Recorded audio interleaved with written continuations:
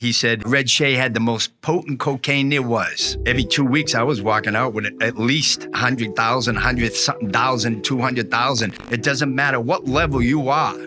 You actually, in the end, become a pawn for rats and law enforcement. I would never, ever, ever be another stepping stone for them ever again. John Shay, better known on the streets as Red, is an Irish-American gangster who rose to prominence in the 1980s in South Boston, alongside James Whitey Bulger, the most notorious Irish gangster in Mafia history. Unless you've been living under a rock, you've heard of this guy. He was Jack Nicholson's character in the movie The Departed. Whitey controlled South Boston with an iron fist for 3 decades. And then in 1995, when the feds finally made their case against him, Whitey skipped town and went on the lam for 16 years before he was finally arrested in California in 2011. This was John Shay's mentor and boss. At just 24 years old, Red became the principal cocaine supplier for Whitey's crew, the Winter Hill Gang, and eventually took over operations completely, overseeing all of the coke distribution in the greater Boston area for Whitey. In 1990, Red went down in a DEA sting and was sentenced to 14 years in prison.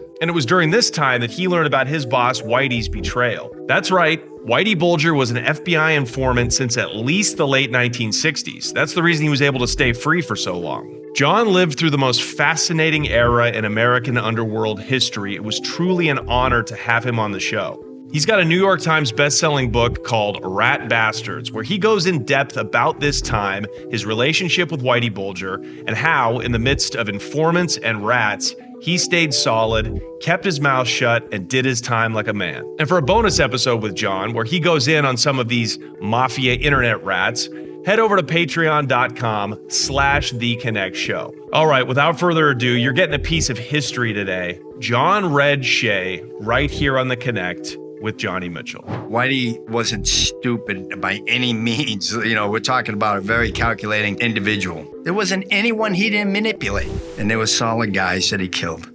Guys that would never rat, just like me. Wasn't long before he got to where he was. They went in there and executed him. It's an interesting philosophy you have. It's very just ingrained in you. It's very rare, and I think that's what makes the story so exceptional. But also your age, like you were so young when you got. Yeah, I was, yes. 17, I think. Not when I get involved. Yeah, 17 or 18. So I was, coming from the neighborhood, you were involved in something growing up anyway, whether it was shoplifting, but I don't mean shoplifting now at CVS. I'm talking the big department stores, if you will, for the big items. Yeah. If it wasn't something like that, or waiting for a truck out in the neighborhood on the corner, waiting for a truck to come by that's making deliveries to a local store or market or whatever, and or even appliances, people getting TVs that are going to be going in their home, but it hasn't made it in the home yet, and the driver just went into the home to see if everything was kosher to get this thing off the truck and put it in there. Meanwhile, they come out, the TV's not there. Right. So yeah.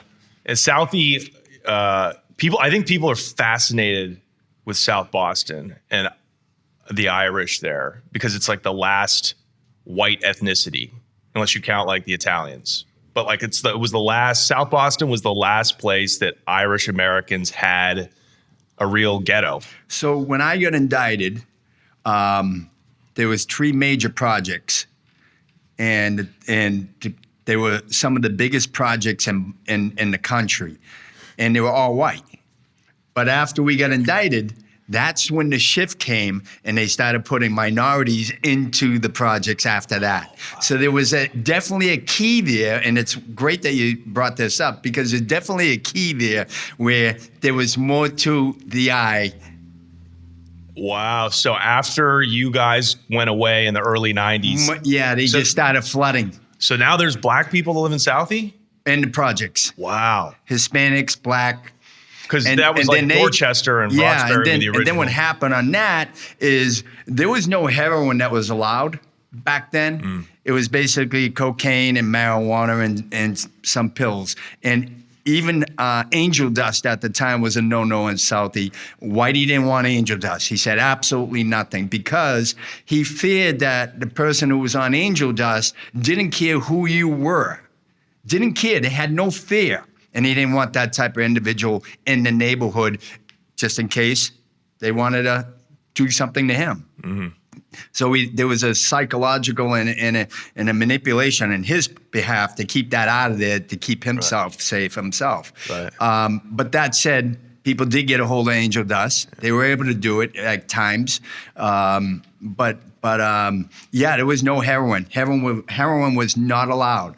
And then after we all got indicted and went to prison, all said and done, and the minorities came into the projects, that's when the heroin, they were selling $5 bags, $10 bags, and young kids started overdosing, and some had died. Mm. And a lot of kids have got hooked on heroin because heroin's a very, very potent drug to get easily hooked on. Mm. So after I get out of prison, my book come out. I did a radio show in Boston, and it was a big radio show. And I had a guy get on the radio, and he called in. I was taking call-ins, and he said to me, you know, you got me hooked on heroin. You got me. You're the one who put me into this position, and this and that, da-da-da-da-da. I let him have his day. I let him speak, and now my turn to speak. So I went to go speak, and he interrupted me, and I said, hey, listen to me good. I gave you the due respect and to tell your side of the story and what you're feeling and what you've been through and everything else. Well, now give me the due time. And of course, the guys on the radio show, absolutely, Red is absolutely correct. He gave you the time, now let Red speak. I said, first of all, pal, you got the wrong guy. It was the wrong generation, I said. Wrong generation, because heroin wasn't allowed. And then I said to him, and another thing, I said, just let me say this. Anyone who gets into this game, whether you're using it or selling it or you're in this game, you know right from wrong just as well as I do. Mm. I'm not putting a gun to your head to say you have to do this, otherwise I'm going to kill you. I'm not doing that. You're in the game because you want to be in the game. Because you've tried it somewhere else, or whatever. You want to be in the game. We're all in this game together, and circumstances happen. Whether you become hooked on drugs or, like me, go away for years in prison for it. One way or another, we're suffering from it all. Mm-hmm. But that said, you need to look in the mirror and say, hey, I'm here because of me. Mm. Just like Whitey had said to me and used our philosophy and psychological philosophy at that as well when I first got indicted. You know, it takes a strong person to reach inside themselves and say, I'm here because of me. And which is true. That philosophy is true. Well, it's true.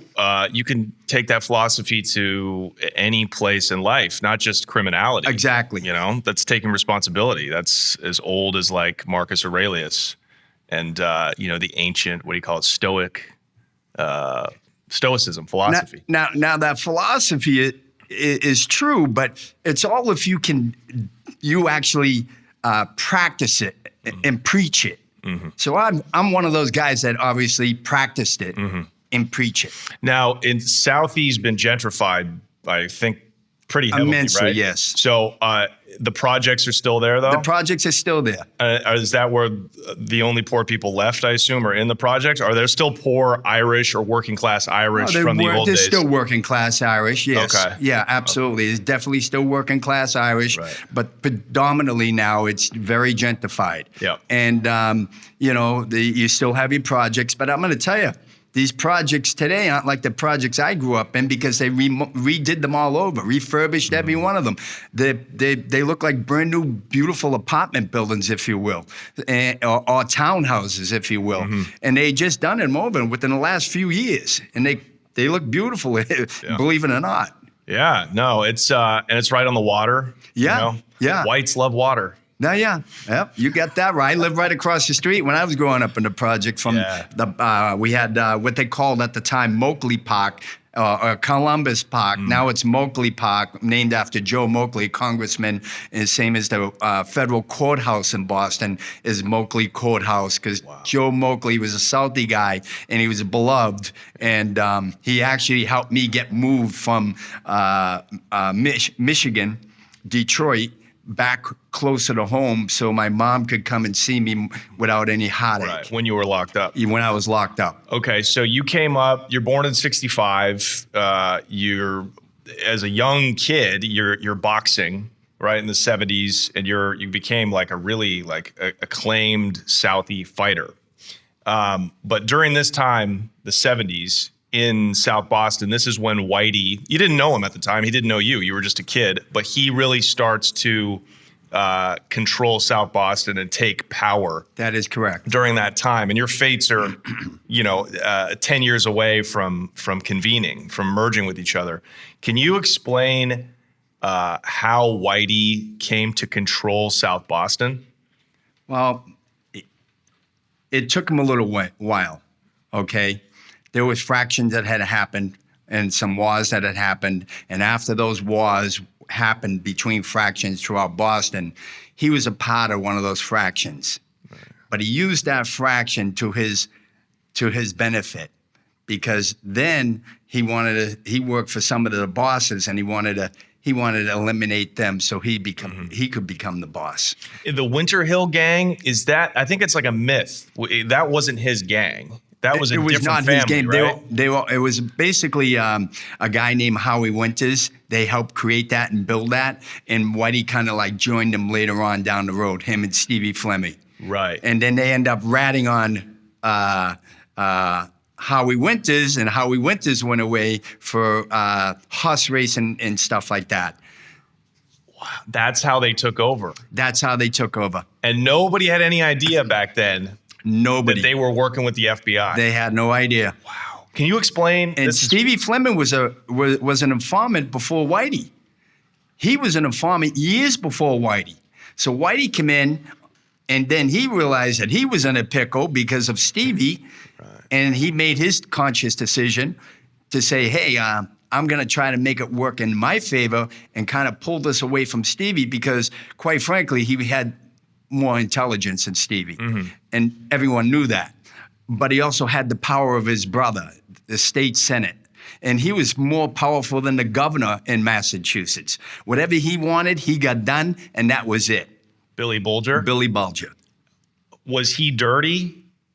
Well, at that time, nobody knew that, but I could tell you this much. He definitely helped his brother facilitate, I am sworn, with the getting him with the FBI and John Connolly, who was another Southie guy, who was an FBI guy, and his goal was, hey, we can make this work for Whitey, and this is how we're gonna do it. And that was facilitated, no doubt in my mind, through Billy Bulger, because John Connolly, after he worked as an FBI agent,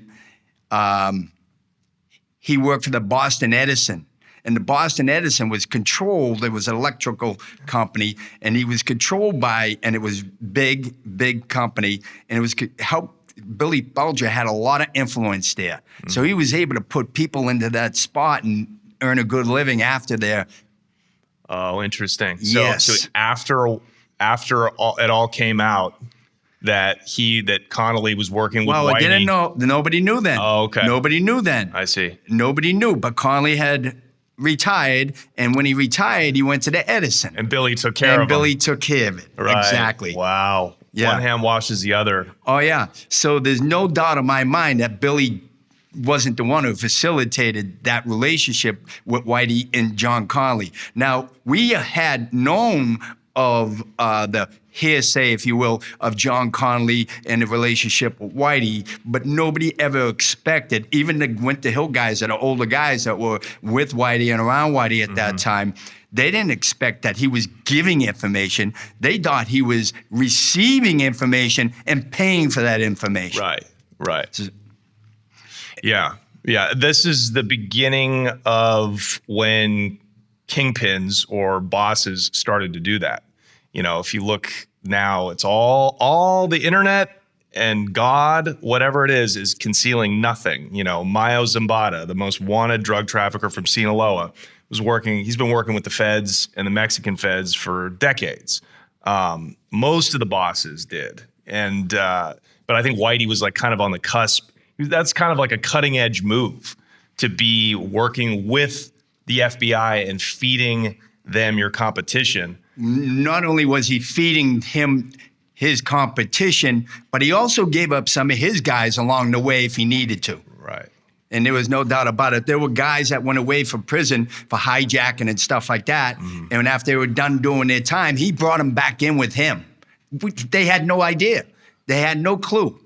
And just like myself, and when I was had taken over and he put me in that position, he had already known, because Washington reached out and said, because the DEA said, we're going after these Irish guys, okay?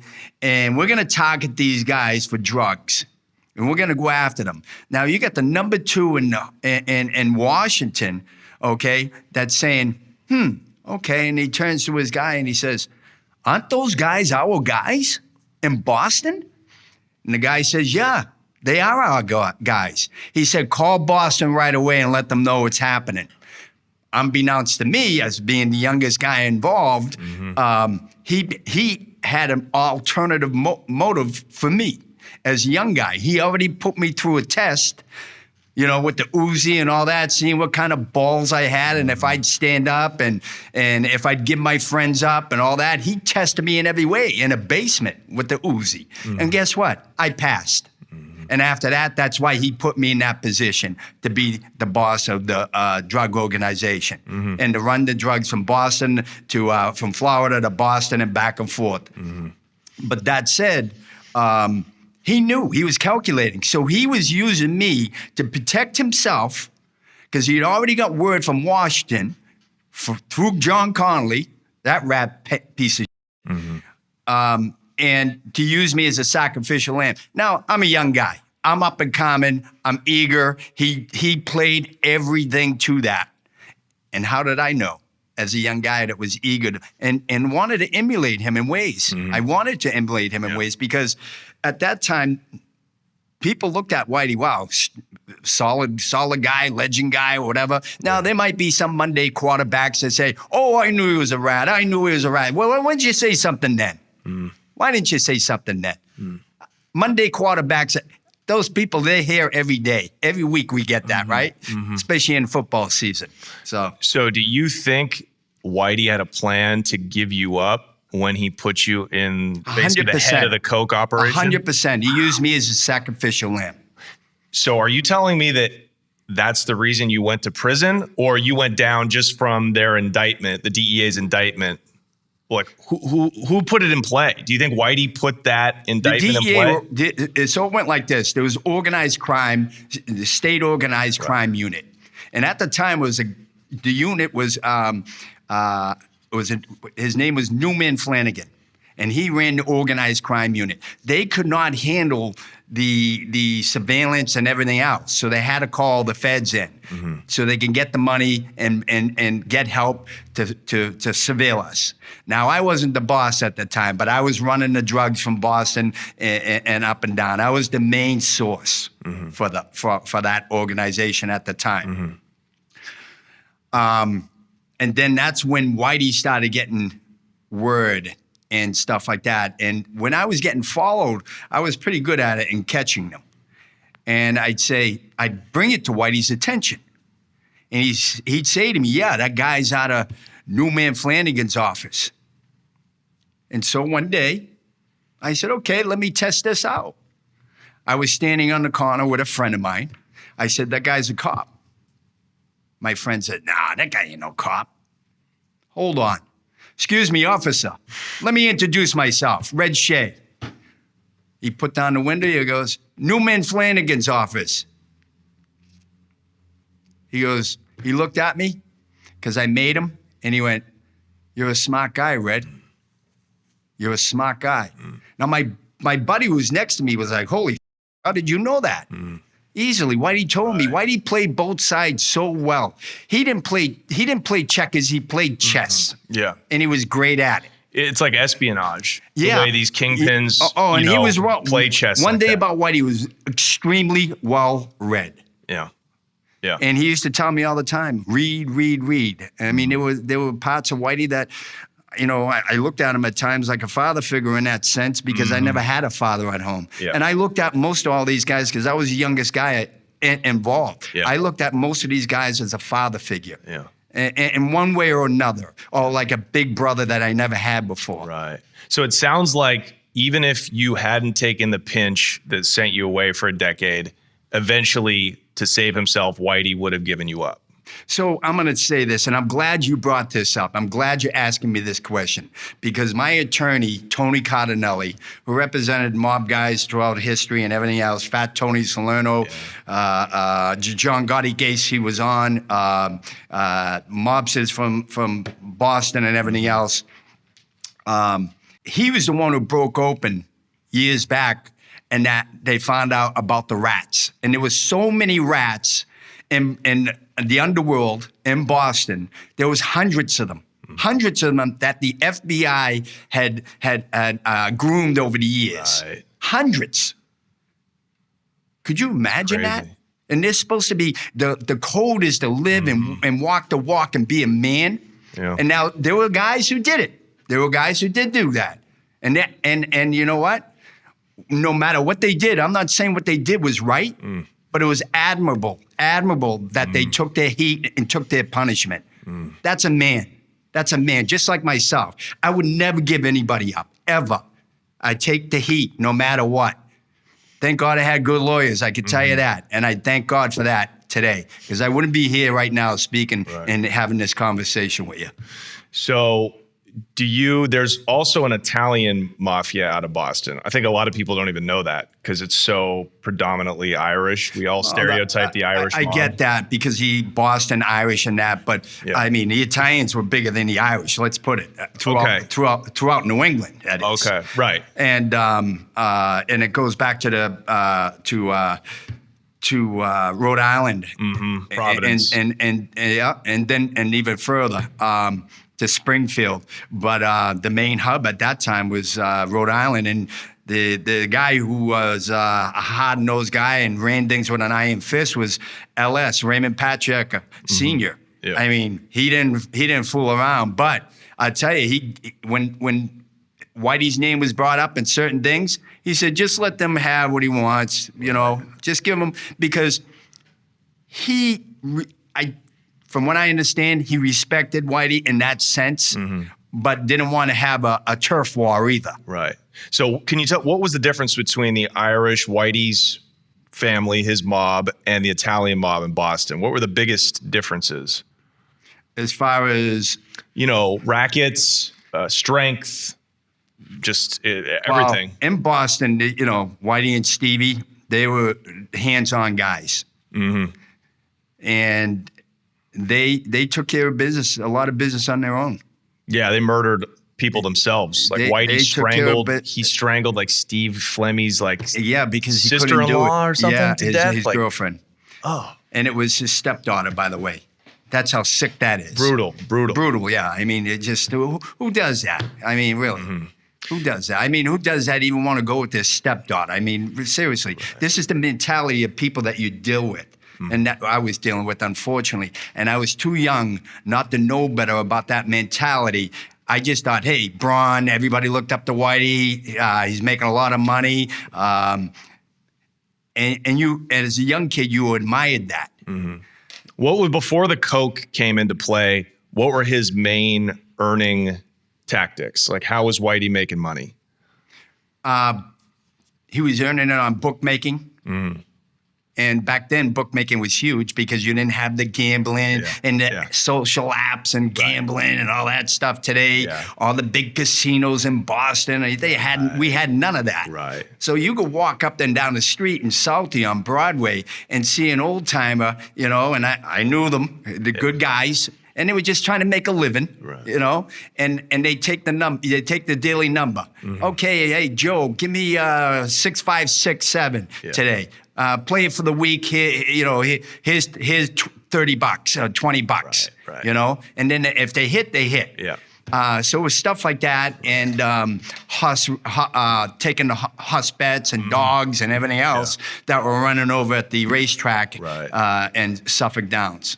And I think there was some hijacking too. And hijacking, yep. Right. And then marijuana started coming into effect. That was before the cocaine. And he had a little hand in that also. Right. And so was the Irish mob structured like the Italians with the very strict hierarchy with the boss, underboss, you know, the capos? It was very similar. So Okay. I did an interview with Business Insider, and I couldn't believe that they actually had that, what they call a Christmas tree. They call it a Christmas tree because everybody's situated. And I didn't realize that. I never seen it before until then. They had dug that up, and I saw that I was on that Christmas tree. Okay. Yeah, and where were you on that Christmas tree? I was right down or right about here because I was the youngest guy. But I was the guy who also was the lead of the drugs at the time. Right. You were interesting because we're kind of skipping ahead here, but you started selling drugs independently of the organization. And you found the plug. You found the connect, which is kind of wild. You were the guy who had for Whitey's organization, had the Cuban guys down in Florida. And you were already bringing material back to Boston and getting it off when Whitey started to bring you in. So my first kilo, okay, that I went to Florida on, I went all the way to Key Largo, and I had to connect to a woman down there. And she said, I got a guy, and he can get you a kilo. You come down here.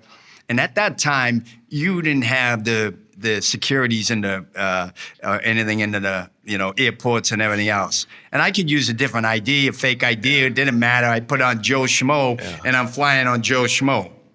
But anyway, that said, so I called down, talked to her. I said, beautiful, I'm going to come down next week. What do I need? You need $20,000. Now, that was a lot back then, even for 1 kilo. The guy obviously was making a pretty good amount of money on it. Yeah. And so I said, okay. I get down. I meet the guy, and she's living in like a trailer on the coast of the Keys. And she introduced me to the guy, and he says, I need to get the money. You need to give me the money. I said, yeah. I get the money when you bring the product. How's that sound? No, that's not how it works. Because if you give me the money, then I know you're not a cop. So I said, okay. I turned to the girl. I said, are you guaranteeing this?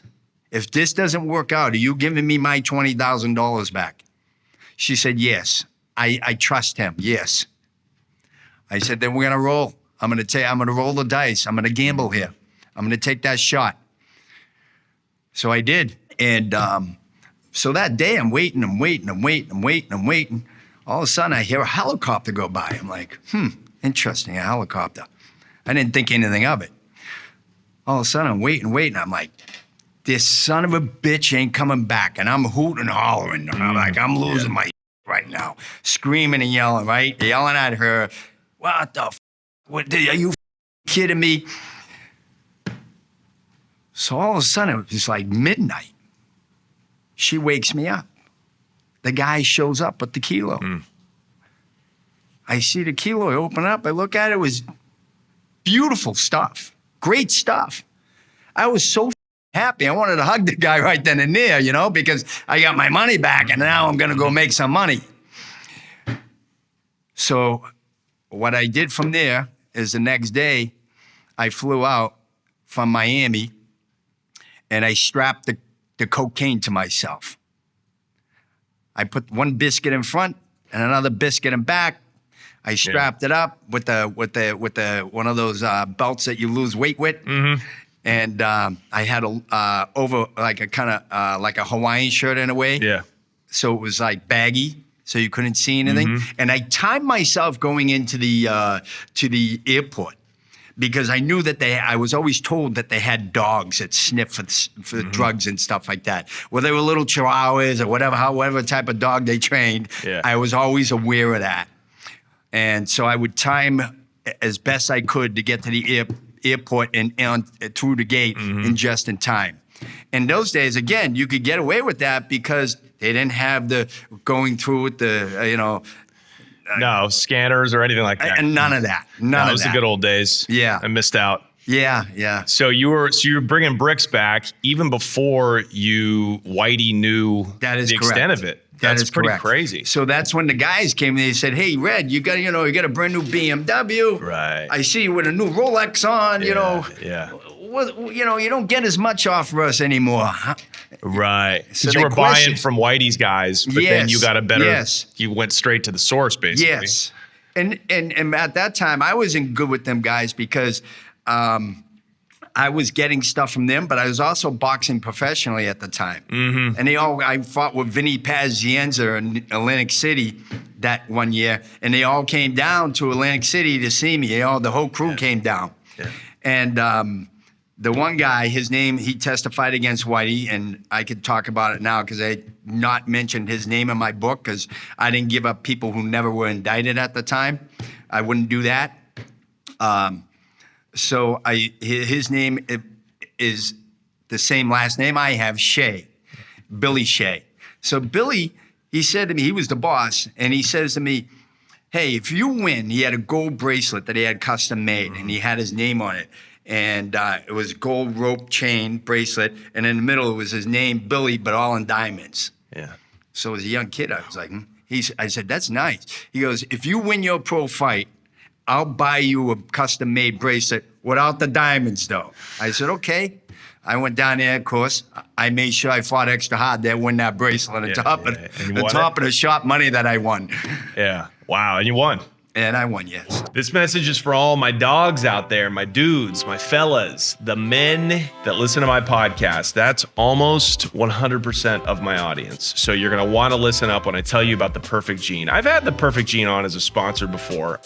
When they sent me a free pair of jeans, I tried them on reluctantly, and now it's the only thing I wear. Truly, I love the Perfect Jean. It's stretchy, it's breathable. And it's perfect for my weird body type. I have like a 33-inch waist and a 33 length. Like, I can't find that at one of these like big box jean retailer places. The Perfect Jean has 6 fits. Size ranges from 26 to 50-inch waist for all you fatties, and lengths of up to 38 for you Frankensteins like myself. No matter where you fall, the Perfect Jean has you covered. I like them too because they're stretchy. These almost feel elastic. You could do yoga in them if you wanted, but they also look like a great jean. You can wear them out professionally, you can wear them on a date, or you can wear them to go for a walk. The other thing I hate about most jeans is you get that saggy, crunched up nuts right in your bag. You know what I mean? It just becomes one lump. It looks like a camel's paw or something. But with the Perfect Jean, they're breathable. Oh my God, I love that. No more crushed nuts or saggy diaper butts. For a limited time, our listeners get 15% off their first order plus free shipping at theperfectjean.nyc. Once again, that's theperfectjean.nyc, or just Google The Perfect Jean. That's a great point. And use code CONNECT15 to get 15% off your order. That's CONNECT, CONNECT 15 for 15% off. That's 15% off for new customers at theperfectjean.nyc with promo code CONNECT15. After you purchase, they're going to ask you where you heard about them. Please support our show, guys. Please, please, please support our show. Tell them that we sent you. And remember, your khakis. This is not 1997, and you are not a cholo anymore. You're a grown man that wants to look good, but feel incredibly comfortable. Get that at The Perfect Jean. Thank you for sponsoring the show. Let's get back into it.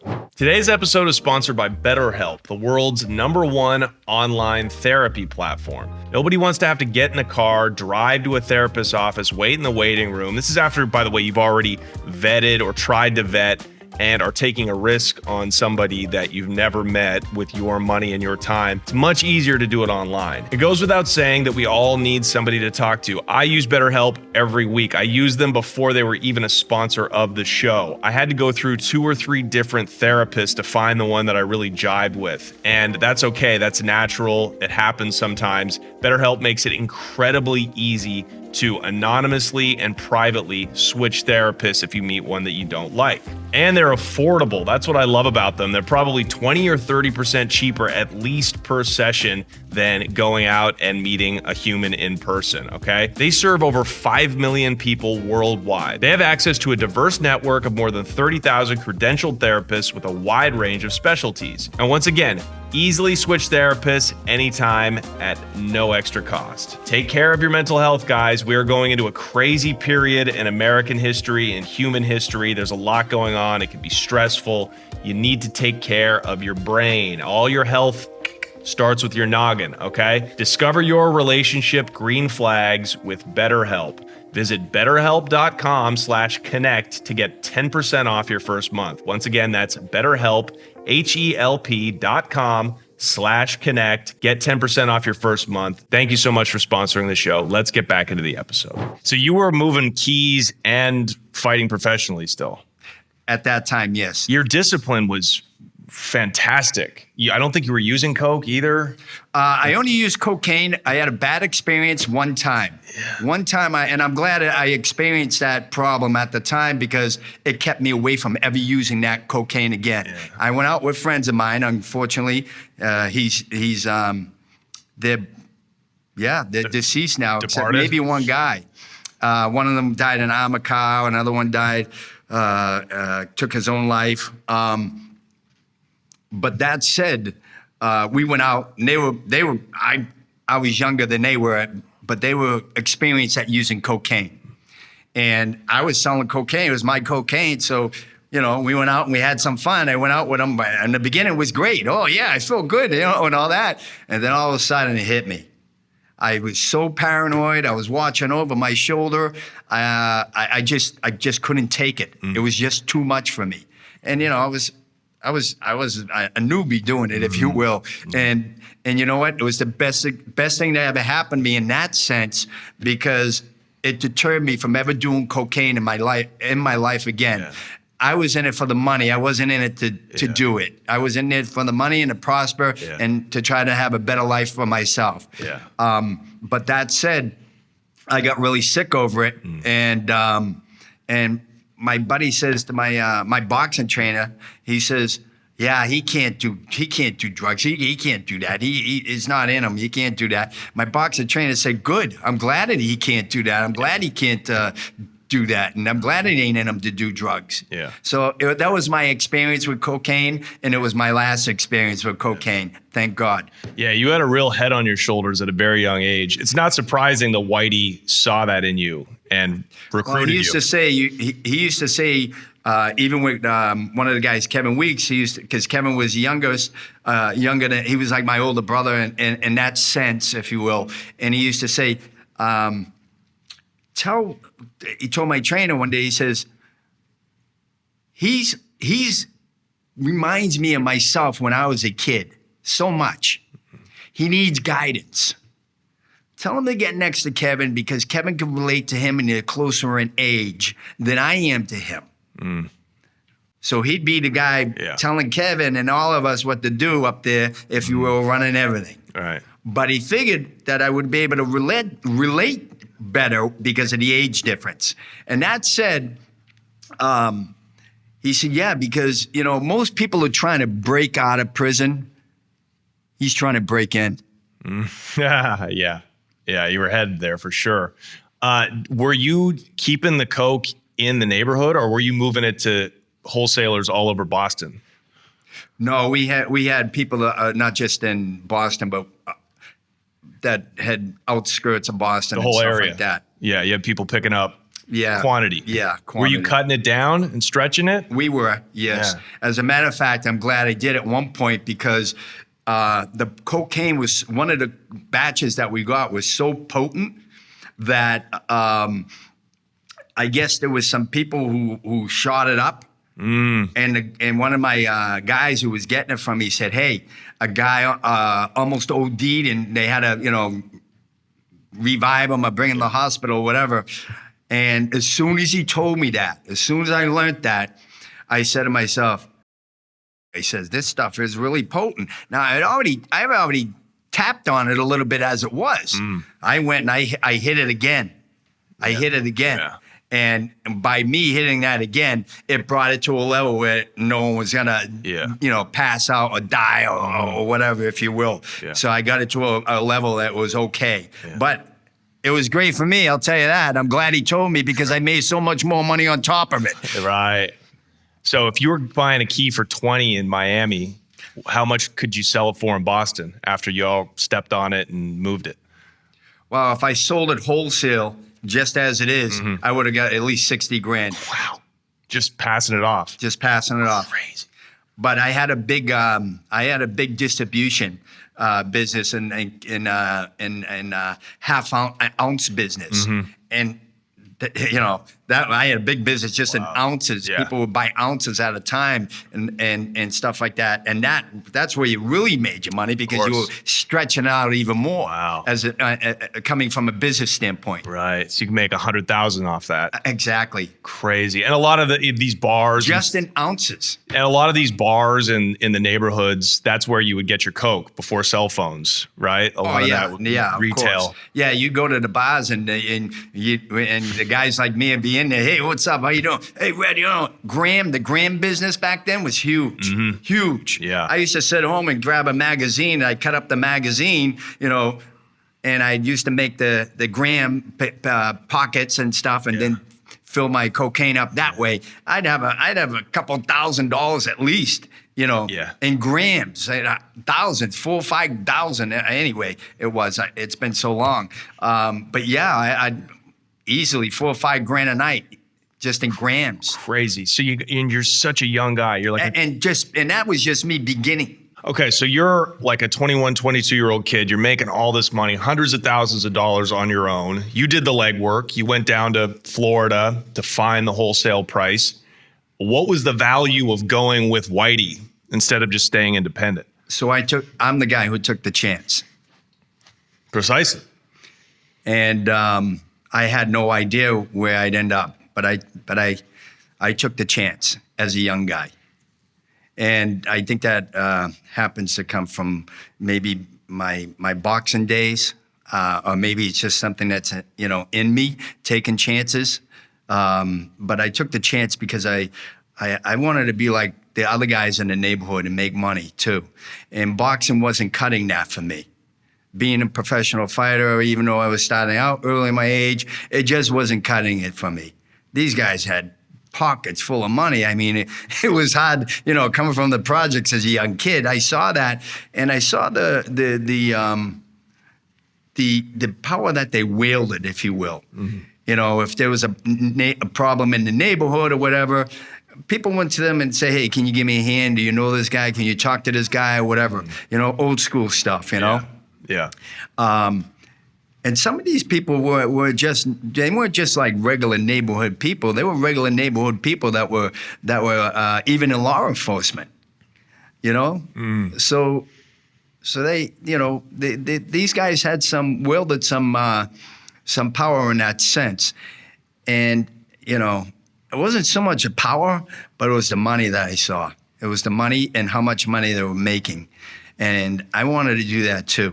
So you think you could have made more going with Whitey as opposed to just staying by yourself? Well, let's get to that. So that said, they come to me, Billy Shay and the crew, they come to me and they said, hey, you got the brand new Rolex, you got the brand new BMW, you're not buying as much off us no more. I said, well, you know what? Because I got balls, I don't hide behind anything, if you will. I said, yeah, because I have my own connect. I have my own connect. Oh, you do you? I said, yeah, I do. Now, they know I have balls, and they like me, though. They like me because I know I have balls. So they said, your own connect. I said, yeah, in Florida, kilos. Really? Now their connect wasn't that good. Their connect was not that good. And their cocaine wasn't that potent either. Yeah.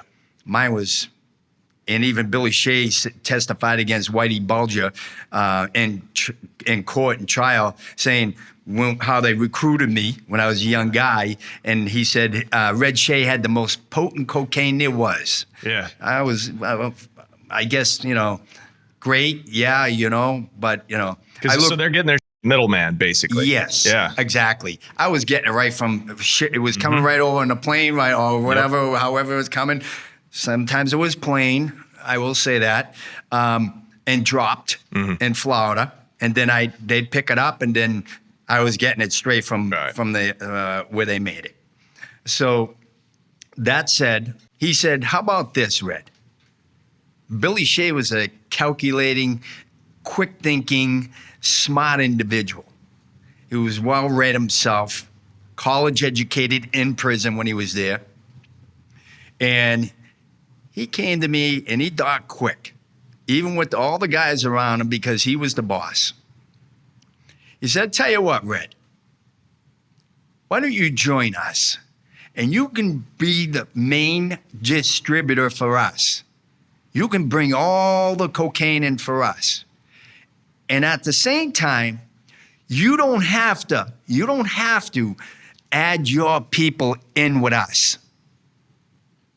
Just so so you're telling me I'm going to come with you. I get to keep my own entity without sharing it with you. And I bring the stuff in with you, and I get to share the profits with you guys." I said, "Let me think about it." So he says, "Don't take too long, Ray." I said, "Take it easy. Relax." That's a good deal, though. You right, it was. So I said, "Let's do it." So I started I started as the guy that drove to Florida, got the multiple kilos, and brought them back to Boston and distributed it to their people. They got distributed. We had guys who distributed it, but I was the guy who actually put it all together when I got home.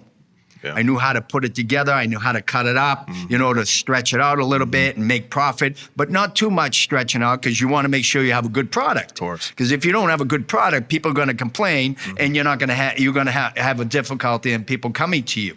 So what was your end? From bringing it, working with those guys. So my end is when we at the end of the day, we would every 2 weeks we'd have a big table like this, full of cash. And then we'd have money machines counting. And after it was well said and done, everybody got their split. Some guys who were with us, because they weren't the top guys, they didn't get that much. They got a good week's pay. Let's put it that way. But it was basically four of us. Basically, four of us who got that money. Splitting the profits. Okay. And every 2 weeks, I was walking out with at least 100,000, 100-something thousand, 200,000, depending on how good of a week good month we had. And plus, I had my own side business that I was making a ton of money off of. So I was killing it. I mean, I really was. And then the buy money, when you went to pick up the work in Florida, did you have to put in your own money, or are you using the organization's money? No, we used the organization's money. Beautiful. Exactly. Wow, that's wild. So then Whitey obviously doesn't have his hands directly in the coke pot.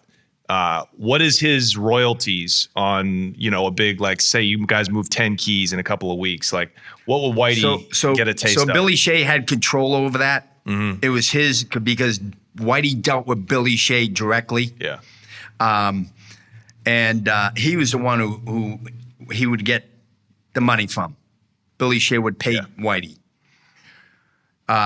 prior to me taking over. And that said, I don't know what his profit was, because Billy never told me it. And when they met, they were private. Right. Whitey was very, very very calculating in how he did things. Even when he, after I took over, he was very private, and we would meet in the evening in the dock and stuff like that in certain places, and stuff like that, because he didn't want his name associated to that drug business. Mm-hmm. So that was the myth, that Whitey never did drugs, but yet he really did. Mm-hmm.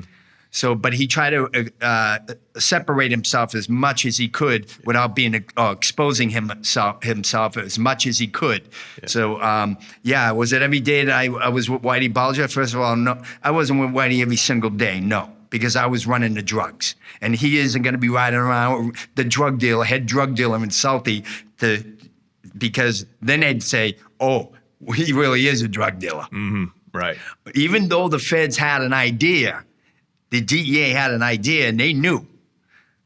He still kept himself buffered, if you will, because he had his buffers to do that. Right. So he was working with the FBI, but the FBI is not the DEA. That is correct. He did not have an inside track in the DEA. So it was the FBI who would let him know, John Connolly and the other guy, would let him know when the DEA was setting up on you guys. That is correct. Okay. And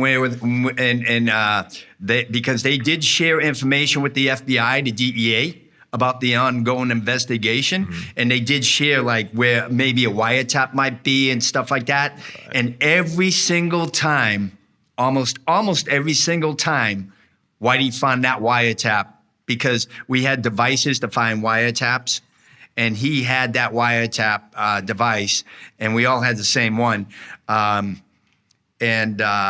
Almost every single time he found that wiretap, and now the DEA started getting suspicious and saying, how in the hell is this guy finding out about this?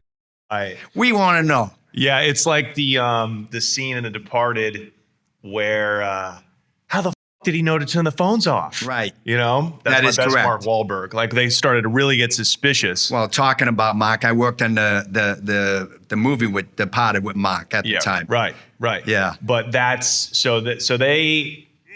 a lot of red flags going off around the FBI. But did they have any idea that it was this guy named John Connolly? Did they have any idea that it was him? Not in the beginning. But they caught on, started catching on afterwards. But I think he never went down for that, or did he? Did he eventually? Because you said he went to work for Edison. Yeah, but this is years later. Okay. There was these years later, because supposedly there was a murder, and he was the guy who was keeping a lookout for it. A murder involving Whitey? Whitey doing a murder, yes. Wow. What year was that? Oh, man. Were you already in prison? Oh, yes. Oh, yeah. I was. Okay. It had nothing to do with me. So Whitey was committing murder into like his 60s and 70s. Oh, yeah. He was 60s anyway. Oh, yeah. Really? Because he seemed, in the book, you make him seem very restrained and calculated. He was. He was very restrained. But that doesn't mean he didn't kill anybody. Well, of course, he had bodies on him. But what were like some of these homicides over? Do you suspect? Well, most of them were from the years back from the competition, the majority of them. Right.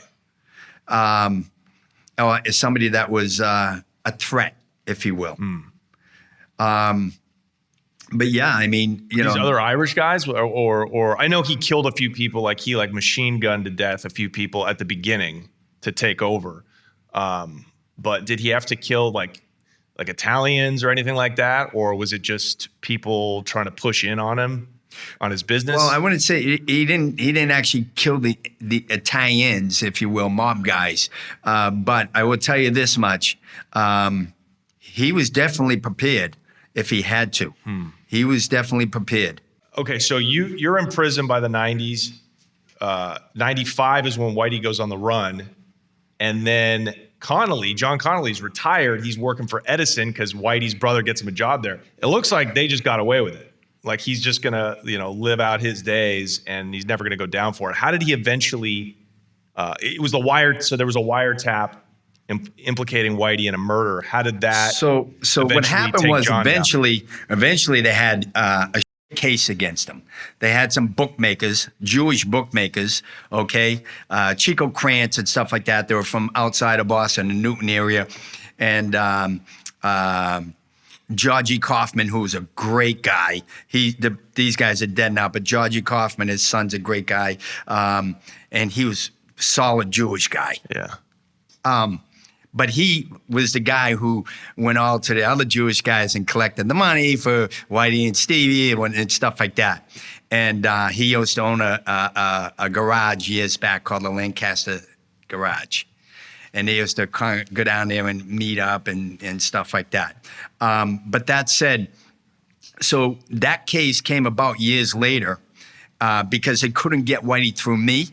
I would never give Stevie or Whitey up at all. And they get this case. It's case that they try to get these guys, to roll on them, and so they could just get them into a situation. And there was another guy that was involved saying he was shook down by Whitey and Stevie and had to pay and all that, which was hogwash.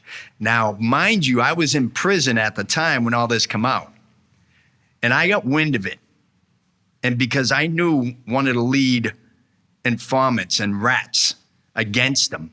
Now, mind you, nobody knew Stevie and Whitey were rats at this time. Nobody. So anyhow, Whitey was on the run. Stevie was arrested. He's inside. And I contacted my friend, attorney, and I says, hey, get down here. I'm in New Jersey. Get down here. I need to see you. He come down and see me. I said, this guy here, this is what you got to follow. I got wind from my own people that I had on the street that you need to follow this lead, this main rat against Whitey and Stevie. You need to follow it. So the lawyer did. He was like a bloodhound. He sniffed it out. And he went and he found the guy that had originally got indicted and had to go to trial for fraud, overbloating mortgages and stuff like that. So there was a reason why this guy is cooperating with the government and saying whatever they want him to say. I found that out from my jail cell. Nobody else on the street knew that. Nobody. I found it out from my jail cell. So how did that... That's how loyal I am and always will be, no matter what, no matter who I'm with. How did that implicate John Connolly and Whitey, though? So at that time, John Connolly wasn't implicated yet. Okay. So when they went and they found out that this guy had perjured himself in his own trial on stand, and he got caught, and my guy had the recordings from the stenographer in court to prove him and show that the reason why he's a rat now is because he lied on the stand, and that he had a choice. Either cooperate and say what we want you to say, or you're going down. For this guy, was a family guy, he says, whatever you need, whatever I can do. Okay? So they made this up. When they found this out, Stevie Flemmi was inside. And my lawyer, he went to Stevie and said, I got great news. He said, I saw Red, I did my homework, sniffed it out. This guy, we got the evidence against him. This is why he became a rat. That case was blown up. I blew that case up. I helped blow that case up. But in the meantime, they weren't done. The feds were not done in pushing and pushing and pushing. Finally, they get more charges. More people flip. Everybody starts to see, including Stevie Flemmi, that, hey, we're ready to go down here. And Stevie was the one who let the cat out of the bag about John Connolly. Wow. And there you go. Wow. And that's where it all began from there, when Stevie let the cat out of the bag. What was Stevie facing? What kind of time? Was he facing life? Oh, they were facing life. And they had bodies on him and they were facing and all life. that stuff? Yeah. Okay. And that's when, these guys that were in there already, they had a decision to make for themselves. Hey, Stevie's ready to trying to work a deal, trying to, because he kept reaching out to John Connolly, help me while he was in there. Right. John Connolly said, my hands are tied. I can't do anything about it. Right. So that's when you hit the fan. Right. And that's when all the other guys that were there throughout the years that were implicated in bodies made a conscious decision for themselves to say, listen, let's beat him to the punch, and let's put the onus on them because we didn't know they were rats all these years. That's what they said. So everybody, and I don't want to get out because he was a rat and when we were being loyal. Yeah. So basically, that's what happened, and then that's when everyone else started cooperating and saying, okay. I'll make the deal. I'll cooperate, and that's when all the shit started flowing, and everybody was like, it was a mess. And mind you, let's get back to earlier what I was saying. You said to me earlier, you asked me the question, and this all pertains to this right now. When you asked me the question earlier about, hey, was that a demise of you going away and being set up and all that? No, it was not a demise for me. It worked out for me because, God forbid, had I still not gotten arrested or indicted, who knows what would have happened with me then?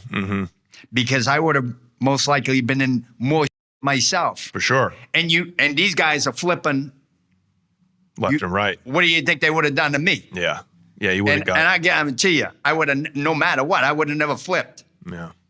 I would have never flipped. That's just the way it goes. So thank God. Wow. And Tony Cardinelli said that. He goes, this was a blessing in disguise that you have been indicted and you are doing your time. Because John, if you were home and nothing ever happened and you would have been at the top up there, of course. Not just on the top, but the top up there. Right. And who knows what would have happened then, Johnny.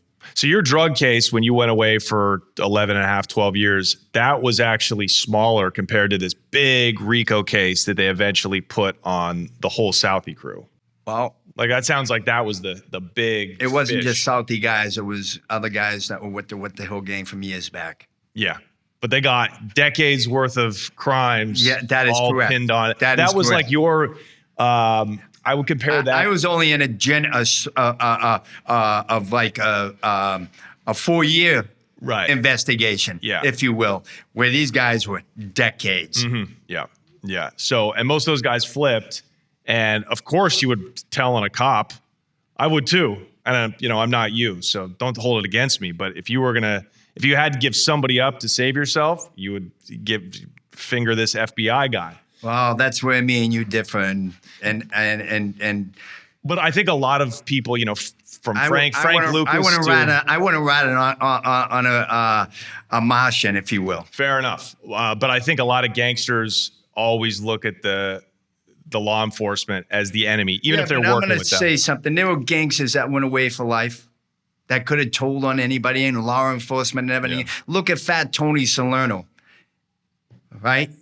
That was a death sentence for Fat Tony Salerno. Did Fat Tony Salerno say, hey, I'm going to take the easy way out because you know why? That no good cop over there that I've been paying all these years is a piece of shit. He's a rat anyway. Let me give him up. Let me lessen my time. Yeah. John Gotti, again, whether you like John Gotti or you didn't like his attitude or whatever, that has nothing to do. His attitude as a person has nothing to do about, him not ratting. He chose not to do that. There were guys out there that chose not to ever do. They honored the code. Right. And this is the problem we have today. And when these people are on these programs, your platform, and as you as a journalist, and I get that, and you need these people on so you can keep fueling the people because they love it. But when they come on, it's not about me bashing rats. It's about asking the appropriate and real questions against a rat. Mm-hmm. And the real question is this. Okay, the most important thing is you never rat no matter what. But they do, don't they? It's kind of like the norm today, if you will, right? So it's very, very, it's a special, unique thing. when you have someone who will never do that no matter what. A. And B, when these guys come on a program, the real question should be asked. The solid question should be asked. Put them to the test. Put them to the test.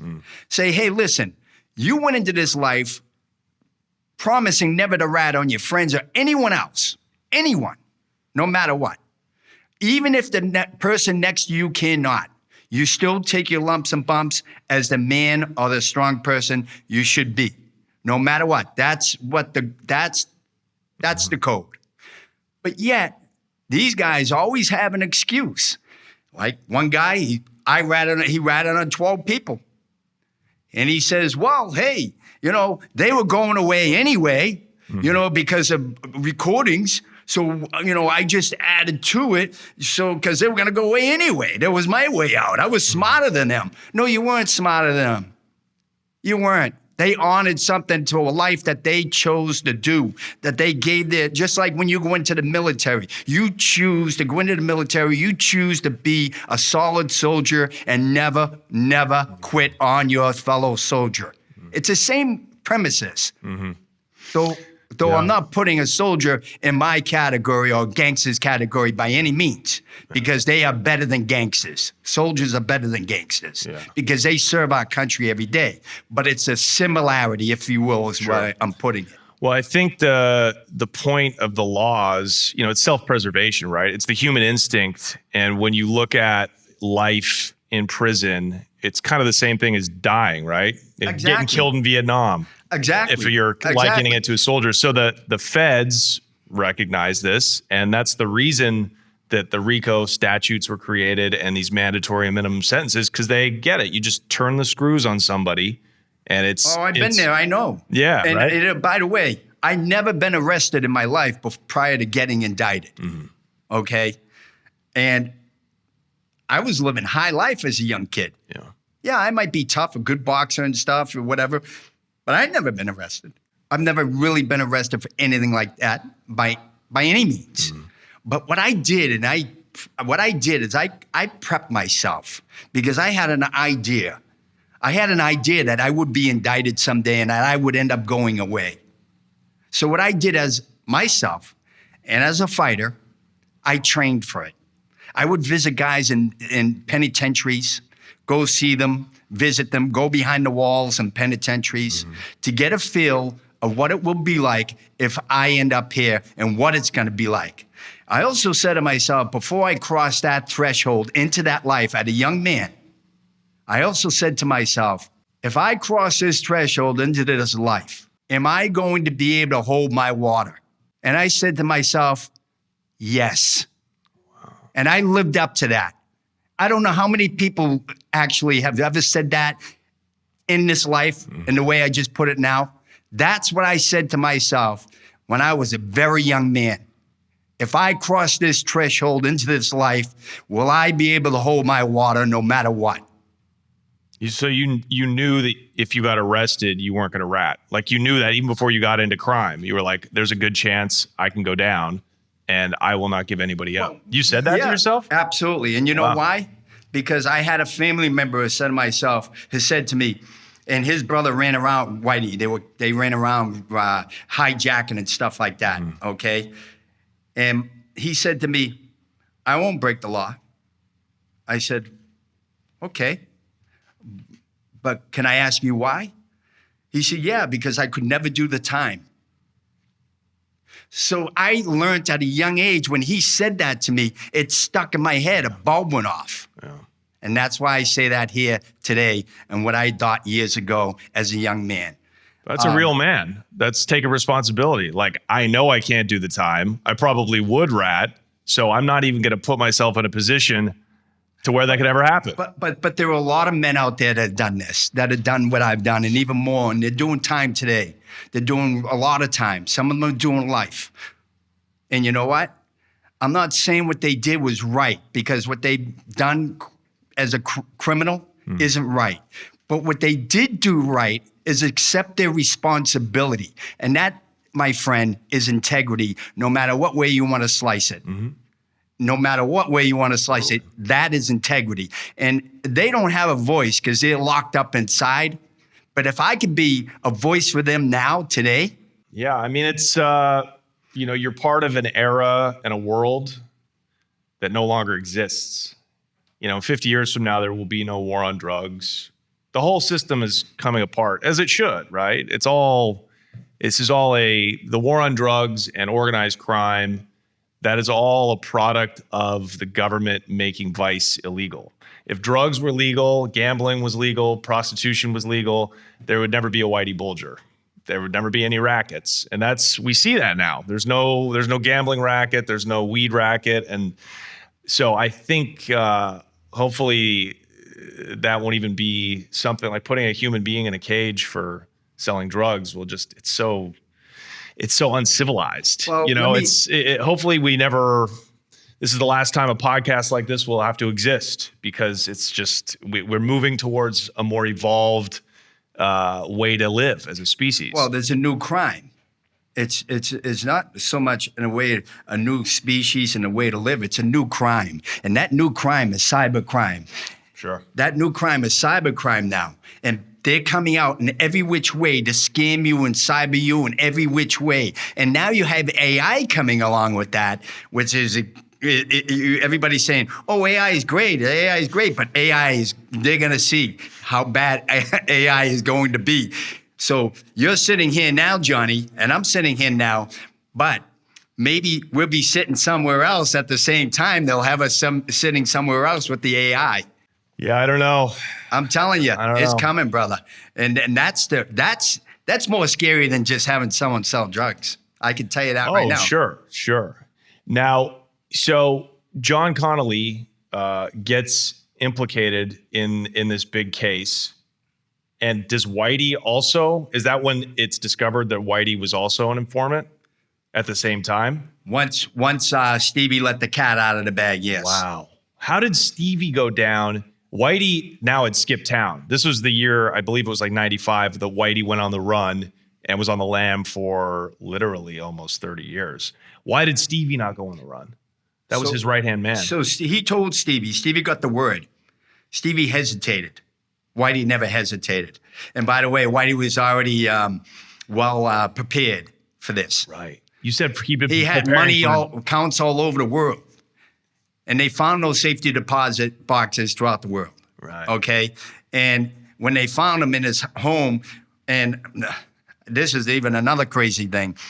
When they found him, they found 800 and something thousand in cash in the walls, along with guns and stuff. And then he had certain books. And of course, my book, Rat Bastards, was there. Oh, wow. Oh, when they raided his place in Santa Monica. His place, yes. Wow, that's crazy. Now, mind you, it gets even a little more crazier. I have a friend that's from California in Santa Monica who lives 4 blocks away from him. His name is Ken Koken. He was a producer on the movie Usual Suspects and The Way of the Gun. And I used to go out there to see him, and we walked by Whitey's apartment building where he lived to go get same Starbucks store he went to that I went to. Could you imagine if I ran into him at that time?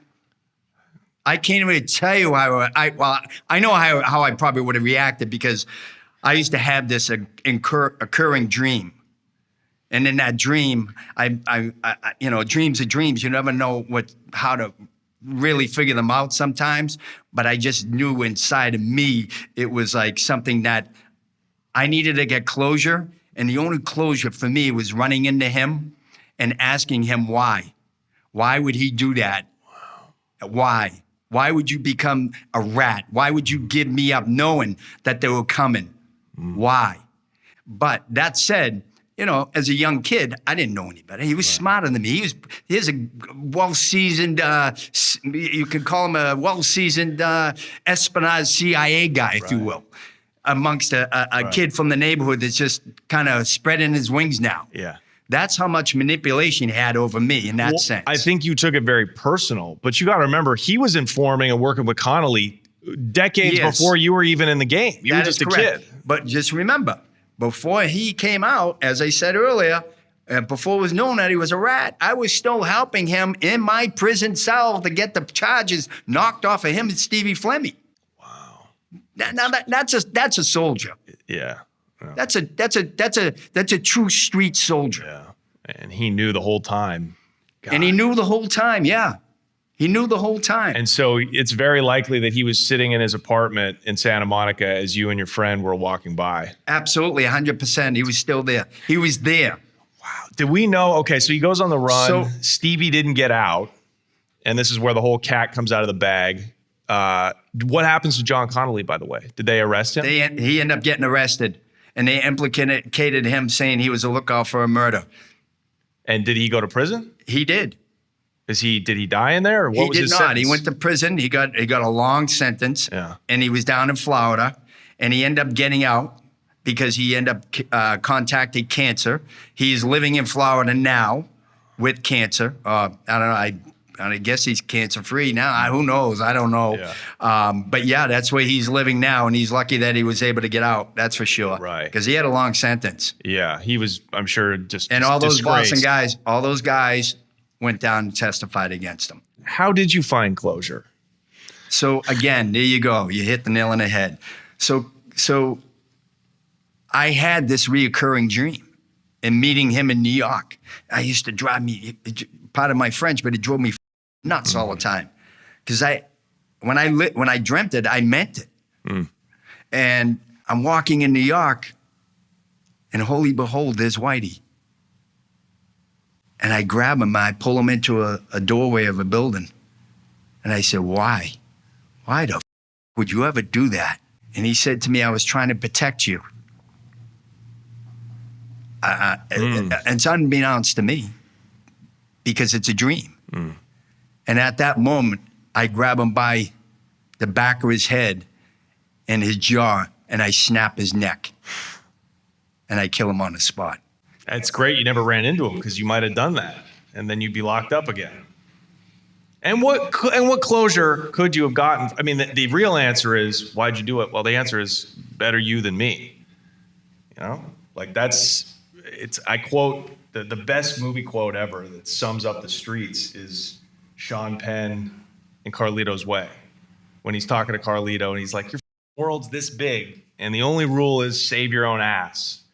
And that is unfortunately where most of the gangsters operate from. No honor amongst thieves. Right, and that's where that comes from, that age-old saying. So how did you find closure? Have you found closure in your life? I mean, you're living a good life now. You got a family, you got a beautiful wife, like you got to, You answered it. There you go. Thank you. Yeah, it's important. How long did it take you after you got out of prison to get over the old days and to go straight? Well, that's funny you ask, because as soon as I came home, I had already, after all that has taken place, and I had a long time to think about what had happened, I knew they'd be waiting for me. I knew that the feds would be waiting for me, saying Red's gonna come home, he's gonna get involved again, and he's gonna try to be a top dog. Well, guess what? They had it all wrong. They don't know me. I was never, ever, ever going to be a feather in another rat's hat or law enforcement's hat or a stepping stone for a rat or another FBI agent, a DEA agent, or state trooper, or any law enforcement. I would never, ever, ever be another stepping stone for them ever again. I'm a stepping stone. I was a stepping stone, unfortunately, for a rat to get out of trouble. I was a stepping stone for a rat, for law enforcement to spread their wings and say, see, I did my job. I did it great.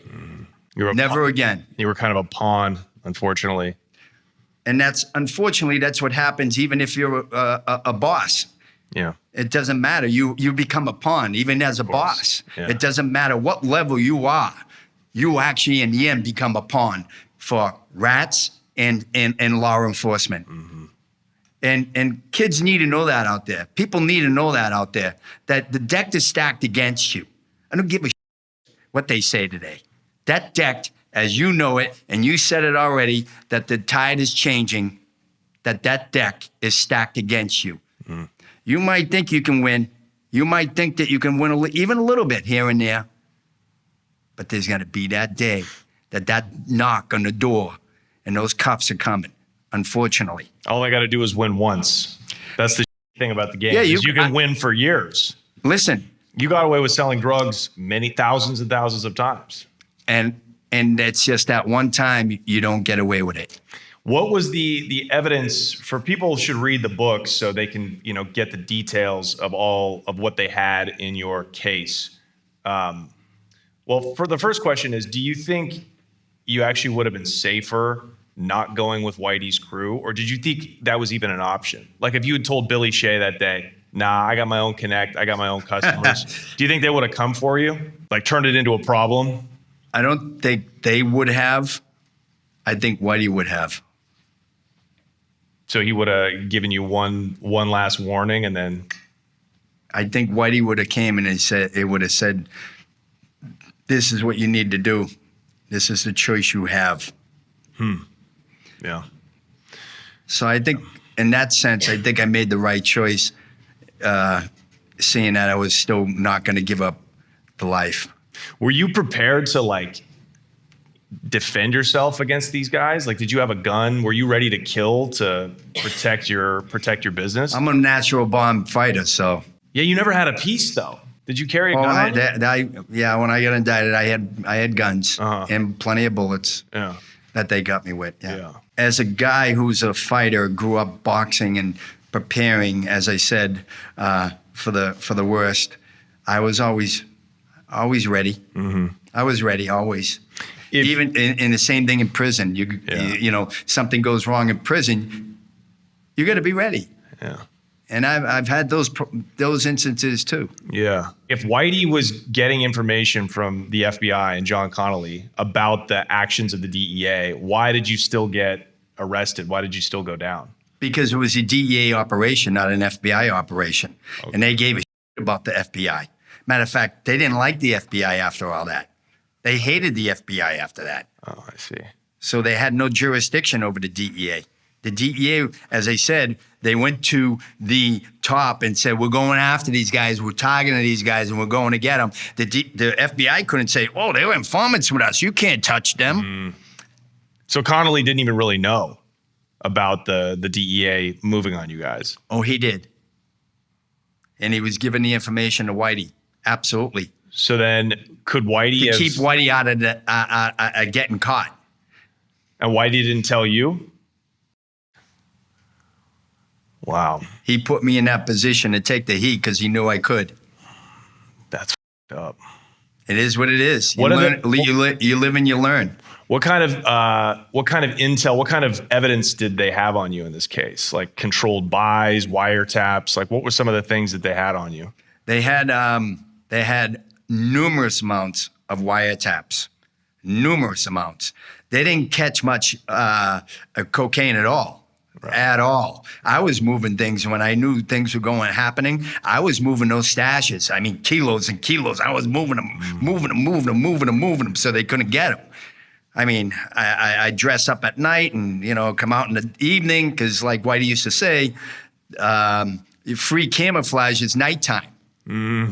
Yeah. And so there were a lot of things that I learned from Whitey that helped me advance in certain ways. But he played the game well. He played at both sides, and he really did. And but yeah, they never caught me with any cocaine, if you will, or anything. Yeah. It was a total conspiracy charges. Right. But I had so much tapes and stuff like that against me, and then they had some guys from Florida that they got a hold of that I was getting the stuff from, and one guy who I stopped getting stuff from. He was already in jail. He heard about me getting indicted. He called them down there to give them a report on me, and they didn't even know him at that time. But he was trying to use me to get out. Yeah. But they had so much evidence against me with the tapes and stuff like that that it was just a matter of time. So were you dealing on those tapes? Were you dealing with like undercover agents? Like were you selling to undercovers? One of my guys was. And I told him, he came to me, he says, hey, I got a stewardess.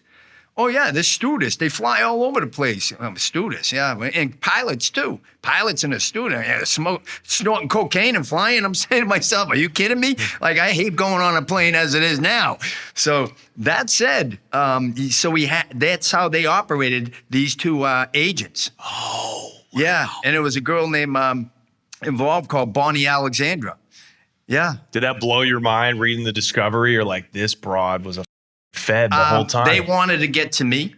They wanted to be introduced to me through this guy. And now this guy was like, he used to drive up and be a driver for me, bringing the kilos up from Flawed and stuff.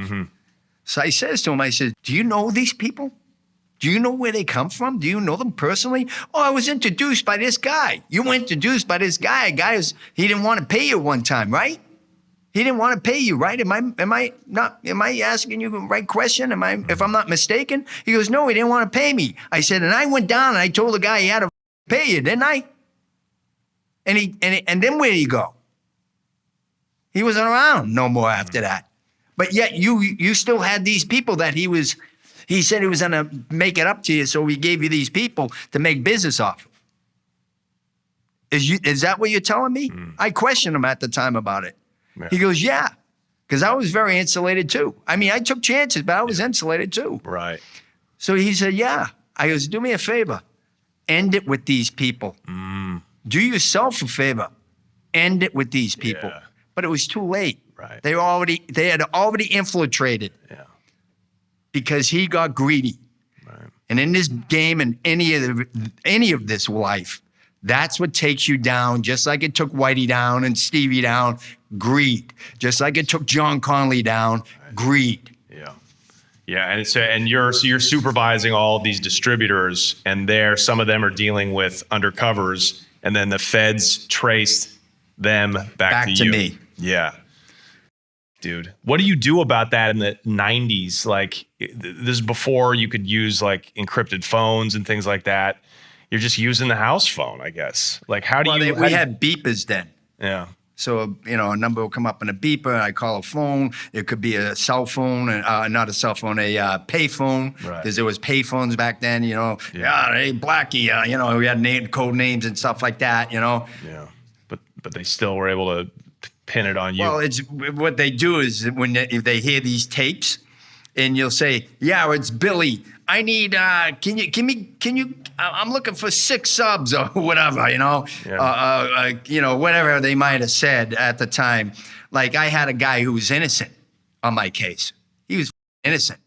I had him. I called him one day. He says, "Hey, buddy, can you go down to the dry cleaners in Southie and get me I got a silver suit down there and a white shirt and stuff like that and pick it up for me because I need that and I can't get there right now. Could you do that for me, pal?" He goes, "Yeah, Johnny, sure, no problem." He goes down, he does it, gets me my suit because I was going out that night to dinner and stuff. Yeah. They indicted him with all that, and they said it was guns and cocaine, silver and white. Oh yeah, they'll have the DEA agents or FBI agents get on there and say, "I've been doing this for 40 years, and this is code for this, and this is code for that," and they just lie. And they whether it's true or not, Yeah. I mean, that was actual truth for this guy. Right. He did 18 months for picking up your dry cleaning. Picking up my dry cleaning. Yeah, what we're finding out now in the wake of like everything that's happened with Trump and these very politically motivated indictments and of politicians by the DOJ, we're finding out that the feds not only lie, they coordinate their lies and sometimes are in on it with federal judges. So if they do that to a politician, imagine what they'll do to drug dealers. They will make sure you go to prison. They've been doing it for years. Yeah. And it's funny because gangsters have been knowing this for half a century. Yes, they have. And now that it's become political, you know, the lay people are now starting to see, oh, wow, yeah. The government is like incredibly corrupt. So when I was going through my discovery at the time, they would have I had a book and all the recordings, and I'd be reading it. I'm going, okay, this recording, this is supposed to be what I was said in the transcript, but I'm going to myself, are you sure I said this? So what do I got to do? I got to go to the tape. I got to listen to the tape, and I got to try to match that up. Yeah. And then I go, that's not what I said. They put anything in there that they want. That's the thing about these people. Right. They do whatever they want. And you almost didn't get bail. You were like fighting your it took me a year to get bail. 1 year. Yeah. That's unheard of. Crazy. My lawyer at the time says, your bail hearing is longer than any trial I've ever had in my life. Mm-hmm. Yeah.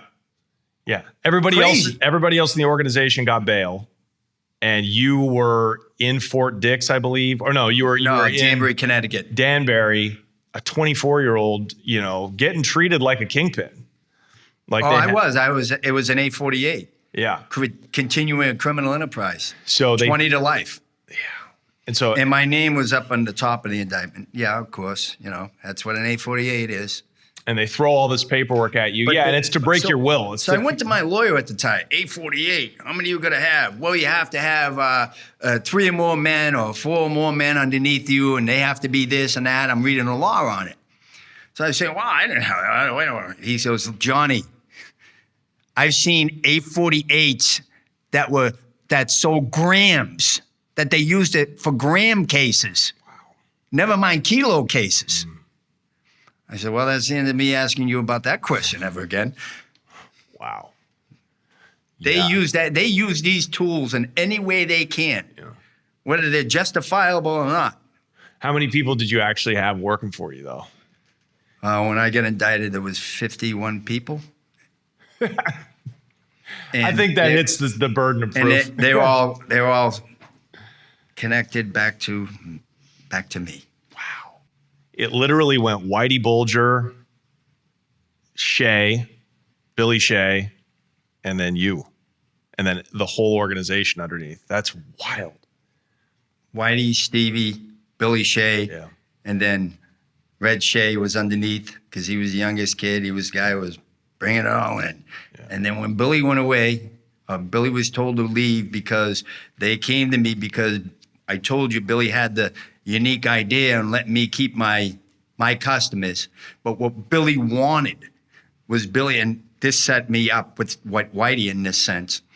Billy wanted me to take some of the coke from the kilos that we were getting and sell it to my customers and then give him that profit. I'm trying to cut Whitey out.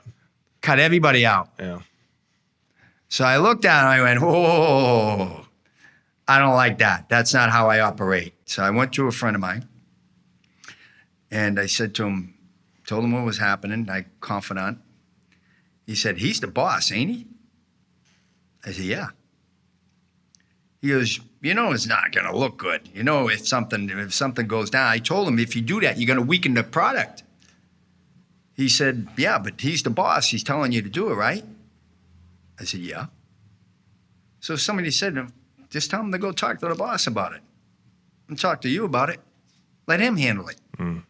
Because he's the boss. Okay. Yeah, it makes sense, right? So they came to me. He said, hey, the cocaine's weak. The guy's come around it weak. What's going on? You know, it's not the same no more. I said, oh, here we go. I knew it was coming. I said, go talk to the boss. Don't talk to me. Well, he said that maybe you. No, I don't care what he said. Go talk to the boss and ask him about it. Now, he could have easily said, oh, it's just a bad batch that we got. We'll talk to Red, make sure he's testing it better or something. He could have said that. He could have bailed me out. But no, he was trying to send me down the drain too. But guess what? Didn't happen to him. Because now they went back to Whitey, these guys. They went over his head. And they said to Whitey, they told Whitey the story. And Whitey said, I know both characters well. I know how Billy Shay is. And I know Red. He's an eager kid. He wants to come up. He's not going to do something. He's loyal in that sense. He said, I don't believe the kid's doing it. I don't think it was his idea. So holy behold,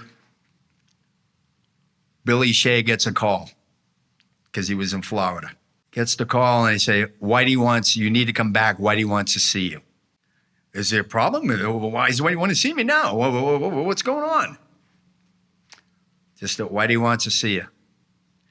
Do you know what a coincidence that was that day when he came back from Florida? I said to myself, well, I don't know what's going to happen, but I knew that he was getting called back.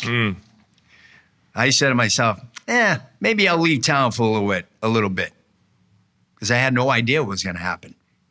But at least if I left town, I wasn't there, right? So I took off to Canada. I went to Montreal. And I was in the airport. Holy behold, who do I see just getting off the plane but Billy Shay? He sees me in a panic. Red. I said, yeah, what's up, Bill? How you doing? I don't say a word because I knew he was trying to sink me. He says, Whitey called. He wants to see me. Do you know anything about this? I said, no, I don't. He says, all right. I said, I'm out of here. I'm going to Canada. See you later. Went down my plane, went to Canada. Whitey got a hold of him, talked to him about it, and told him, the only reason I'm not killing you, and I know this, is because you made me a lot of money. He said, what I'm going to do, I'm going to tell you right now, you're going back to Florida and you're going to stay there. And that's what happened. Wow. And that's how you became. And then that's when I became the boss. Wow. It was surprised me when I read that part of the book that Whitey didn't clip him. Like, it seems like Whitey had some. I think he already knew. He had an idea about the feds. And he figured this is a great opportunity because it's falling in my lap. And I can put this young kid into this position instead of having that older man that I think maybe if push comes to shove, he'll give me up. Right. I'm surprised. It's just things fell into place for him so well at that time. Yeah. You know? Yeah. And he thought maybe if I kill this guy, it'll bring too much heat. It'd be down. too much heat, yes. Yeah. Right. Because we were all together. Did Whitey have a habit? Because, the Italian mafia is famous for taking care of their own, killing their own people, right? Whether people be, rats or betraying people or even stealing money. Like, this is basically theft. Did Whitey have a habit of doing that, or was he pretty diplomatic? Did he use violence amongst his own organization as like a last resort? Well, I would say this. Whitey wasn't stupid by any means. We're talking about a very calculating and an individual. He put a percentage on something, and that's what he went with. Now, he's gonna know that he knows right well. If you tell him, well, yeah, I'm averaging, let's say, $100,000 a month. All right, then I'm gonna take this. He already knows you're making more than that. He's not stupid. He already knows you're making more than that. Yeah. How much were you kicking up to him after you took Billy's place? He was getting 20% of all the profit off of every load. Weekly, every 2 weeks, they'd get an envelope. Would you deliver it to him? I would deliver it to him, or I'd deliver it to Kevin Weeks. Yeah. What was an average envelope like? It was a nice, yellow envelope, if you will, however you call them. Yeah, how much money? Well, $20,000. If I said it was $100,000 that month, a week or whatever, that's what I got. Here's $20,000. And was it 100, or were you? Well, I wasn't telling the truth. So you weren't completely honorable. You were. Well, I was doing the legwork. I was doing all the risk. I mean, hello. Exactly. Yeah. Exactly. And he knew that. He knew he wasn't. He knew that. Well, that's why I'm so fascinated by mafia bosses that can get people to just kick up to them, that are taking all the risk, are very dangerous, capable of killing. Like, what is the loyalty well, the thing is what is the this. loyalty to Whitey? That's how they started, though, also. They had to work their way up to get to where they were, right?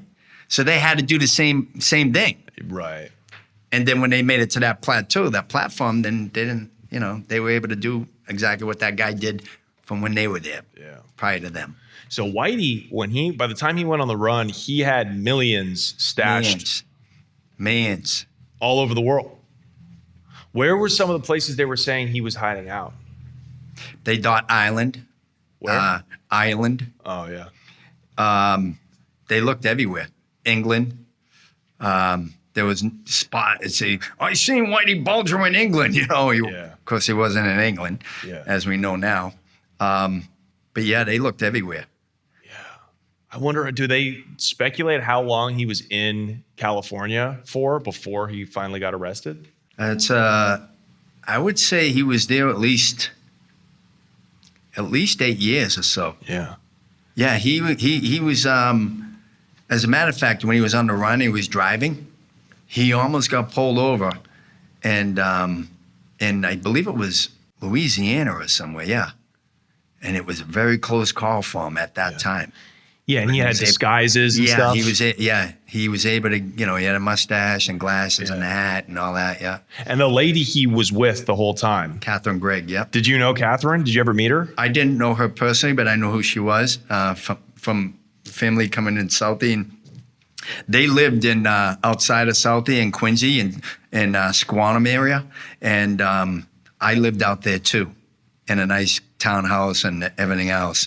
And I lived in the same area where Whitey used to live or was living, and then moved out. And then I lived in another building in that area.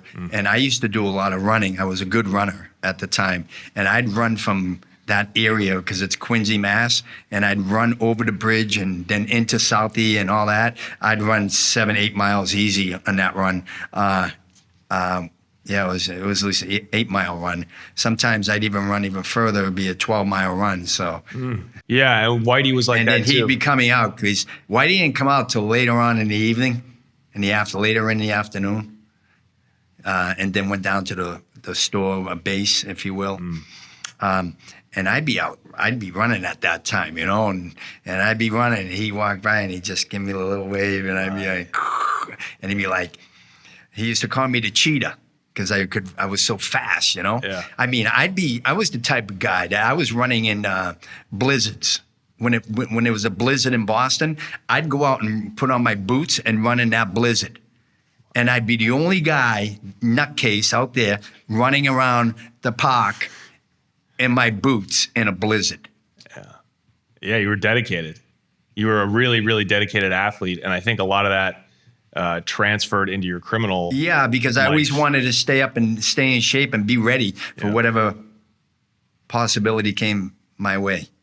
Yeah, The Departed, the character of Jack Nicholson, of Whitey, played by Jack Nicholson, they portray him as like this kind of like gluttonous, cokehead kind of guy. He was not like even that. Close. No. That was like an add-on, if you will. Yeah. And I mean, he did have multiple girlfriends, but I think that was the extent of his vice, if you want to call it that. Yeah, exactly. I don't even think he drank really.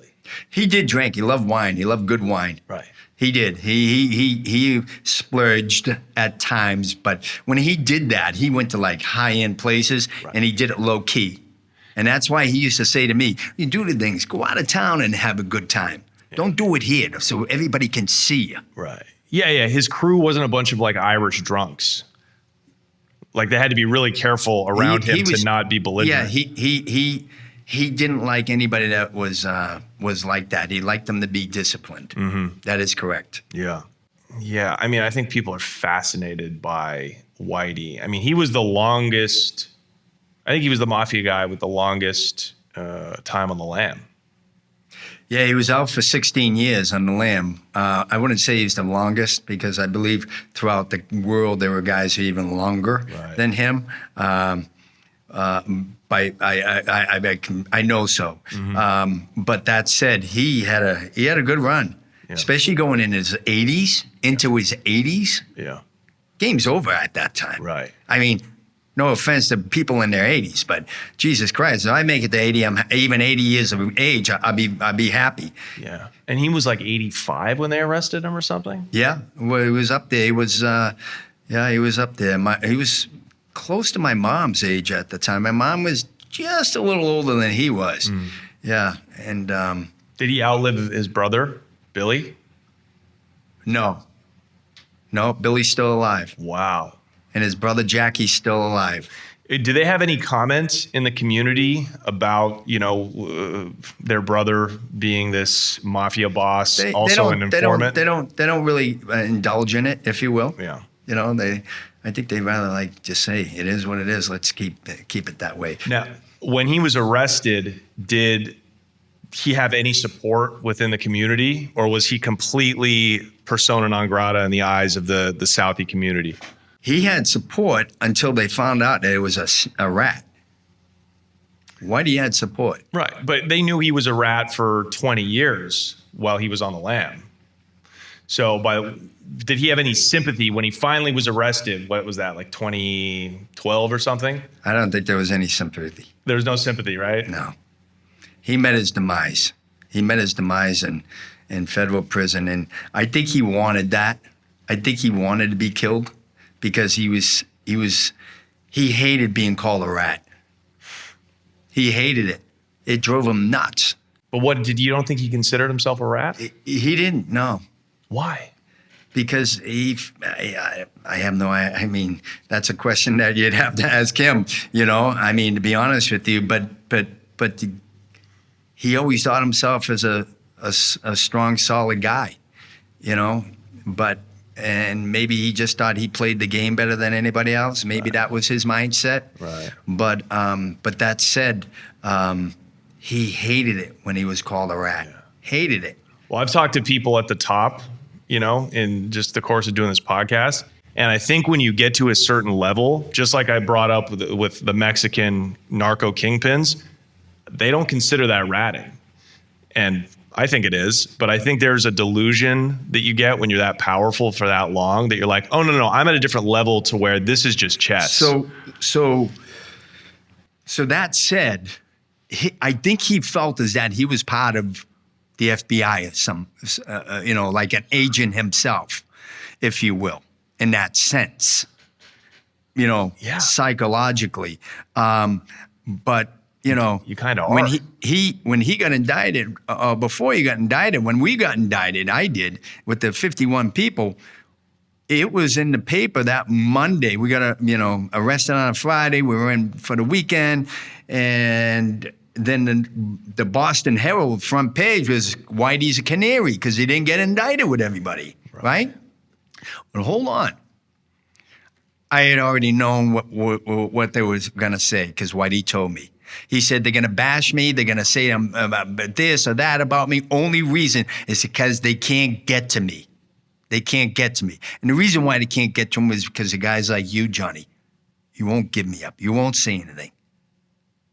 So what they'll do now is because they can't get to me, they'll try to disparage my reputation so somebody will flip. Which made sense. Yeah. Right? Yeah. Which made sense. So that Monday in the paper, it come out he was a canary because he didn't get indicted with us. It was John Morris, the FBI agent, who was crooked because he was taking money from Whitey and Stevie and cases of bottle of wine and paying trips for him and his wife, vacationing. Mm-hmm. He was the one, he was so scared, he's the one who dropped the dime, hoping that somebody would have whacked Whitey. Killed him. Yeah. Then he would have been off the hook. Okay, it's all gone now, Right. Well, Whitey got wind that it was him. And he called him on the phone. And he says, listen, you. He said, I got all the goods on you. Don't be doing that ever again or be thinking that you're cute. Wow. Oh, yeah. He had evidence on He a had lot evidence. of feds. Oh, yeah. Holy. Yep. It's like his life after he became the boss. Morris had to go out as a disgraced FBI agent along with John Connolly. Yeah. Did Morris ever do any time? No, No. because he cooperated beforehand. Right. It's like Whitey was preparing for that moment for decades. It's like he was 100%. preparing since he became a boss in the 60s. Now you have to realize not only was Whitey intelligent, but he came from an intelligent family, highly intelligent family. Billy Bulger was a triple eagle, Boston High, Boston College, and Boston Law. He was a lawyer, and he was good at it. What do you think it was then? What was he? He could have been, he could have followed that same path. Why did he choose the streets? Was he a sociopath? Sometimes I thought so. I could tell you that, as tough as a guy I was and stuff like that. When he used to fly off the handle, holy shit. Yeah. I thought I was bad when I fly off the handle. Yeah. He was that type of guy that, like, he took it to another level. And the way he was able to just lie to the people he so-called cared about and He was able to think on his feet so quickly, and he had it down pat. Yeah. Wow. So It's like when I knew that all this investigation was going on, I said, hey, why don't I take a step back? Why don't I just take a step back and let the heat lie down a little bit here with the feds? We can always open up shop again, because if there's nothing to be had, then maybe it'll die. I didn't know how extensive they had or what they had. Right. But I figured, let's close shop for a little bit here. Yeah. Let them keep coming whatever they want, and there's nothing going on. And I said, and I'll go back to boxing. I'll go back fighting pro again and stuff, because I was training every day anyway. And that was my first love, right? And I had a lot of money to support myself to do that. I didn't have to rely on anybody or an 8-hour job that I'd have to bust my balls at and be tired to go train at the same time. So I said, I'll just go back to boxing for a while. And he says, oh, you don't want to do that. You don't want to do that, Red. I said, why? He said, because boxing is a dumb. That's exactly what he said to me. And at that time, I looked at him and I went, something doesn't add up. Even at such a young age, I knew something didn't add up. My antennas after that were like this. Did I know? Did I feel something? Absolutely. But I didn't like what he said to me. And I just said to myself, now I look back at it, hindsight's 20/20, right? And I see all these parallels, all these things that I went through of different scenarios, this. Now I understand why he said and did these things. Why did he want you to stay in the game? Because he wanted me to take the fall. Because he knew you weren't going to give him up. He knew I wasn't going to give him up. But if you guys got out of the game, there would be no fall to be had in the first place, right? Exactly. But maybe he knew more. Maybe he knew the extent of the operation was too late. Right. Was too late. Wow. So he said, no, you got to go. I got to get this kid to go all the way now. That's why he talked to me like a father figure. I don't want to see you get beat up, and I don't want to see his brains get smashed in. And plus, he says to me, oh, and plus, you'll be on TV. Everybody will recognize you. You don't want to be on TV. Yeah. He used anything that he could at that time to make sure he can convince the young guy not to back away. He manipulated everyone, lied to everyone. Everyone. Did he care about anyone? I guess his girlfriend who went on the run with him, but he needed her too, you know? He manipulated everyone. Yeah. There wasn't anyone he didn't manipulate. Yeah. Other than his brother. Billy. Why? Because Billy wouldn't have it. He wouldn't have it, and he couldn't do that to his brother. Yeah. But he could do it to anyone else. Anyone. I wonder, did Billy know where he was when he was on the run? Was there any evidence that those two had communications? Probably not, right? Because the feds are listening. Exactly. That would be the but first. I would say this: somehow or some way, there was some type of open line of communication. Yeah. Wow. So okay, walk us through how he met his demise. So as we kind of know from, if you paid attention to that story, his girlfriend was like yapping to a neighbor, right? Or something like that? Yeah, but not only that, but they had pictures of her, and they put it into, because she was a beautician, and they put her picture out there, sketch out there, and she went into the hair salon where they had possibly heard something, and somebody recognized her. Wow. And that's where it all began. And they followed her back to the apartment. They went and they looked and searched and everything and said, well, I think we got him. And so they arrest him. So when they arrested him, what they did is they called the manager, and they said to the manager, have this guy come out of there, tell him that you need to see him. Have him come out of the house. Because they didn't want to go through the door if they didn't have to. So they called the manager. Man says, oh, there's a problem with the storage down here. He goes, really? Oh, all right, let me come down and see. Bang. Yeah. What a run. And so he spends a couple of years fighting his case. Fighting his case. They had me on the witness to go in and testify. Yeah. Now, I had never talked to anybody, never would, but they did have me on there. So if they called me and I didn't cooperate, I could have got contempt of court, and I would have ended up going away again. So were you prepared for that? Did you know? So what I did, I went on CNN, all these interviews on CNN, and talked about I would never rat, I wouldn't do it ever, ever, ever. But let me just say one thing, because I'm good at poker. And I should have, played more poker in my day, maybe in the casino instead of doing what I did. But that's besides the point. I said to them on the interviews, I'd say, but if I made the choice to testify, I don't think it would be good for the government or Whitey Bulger's team either. I said that. Wow. Because it was a poker play. Yeah. On national television. Was that a bluff? It was. And I'm so glad that's like saying, it worked. Put all the chips in. Yeah. Here's my hand, and meanwhile, you got the winning hand. I have nothing. Yeah. So I call my attorney, Tony Connolly. I says, Tony, I hear him on the witness list. And mind you, I'm working construction at this time. Down on the waterfront, and I used to watch Whitey be escorted in the morning to go to the courthouse as I'm on the construction site. Are you kidding me? I kid you not. Whitey in the flesh. Yes.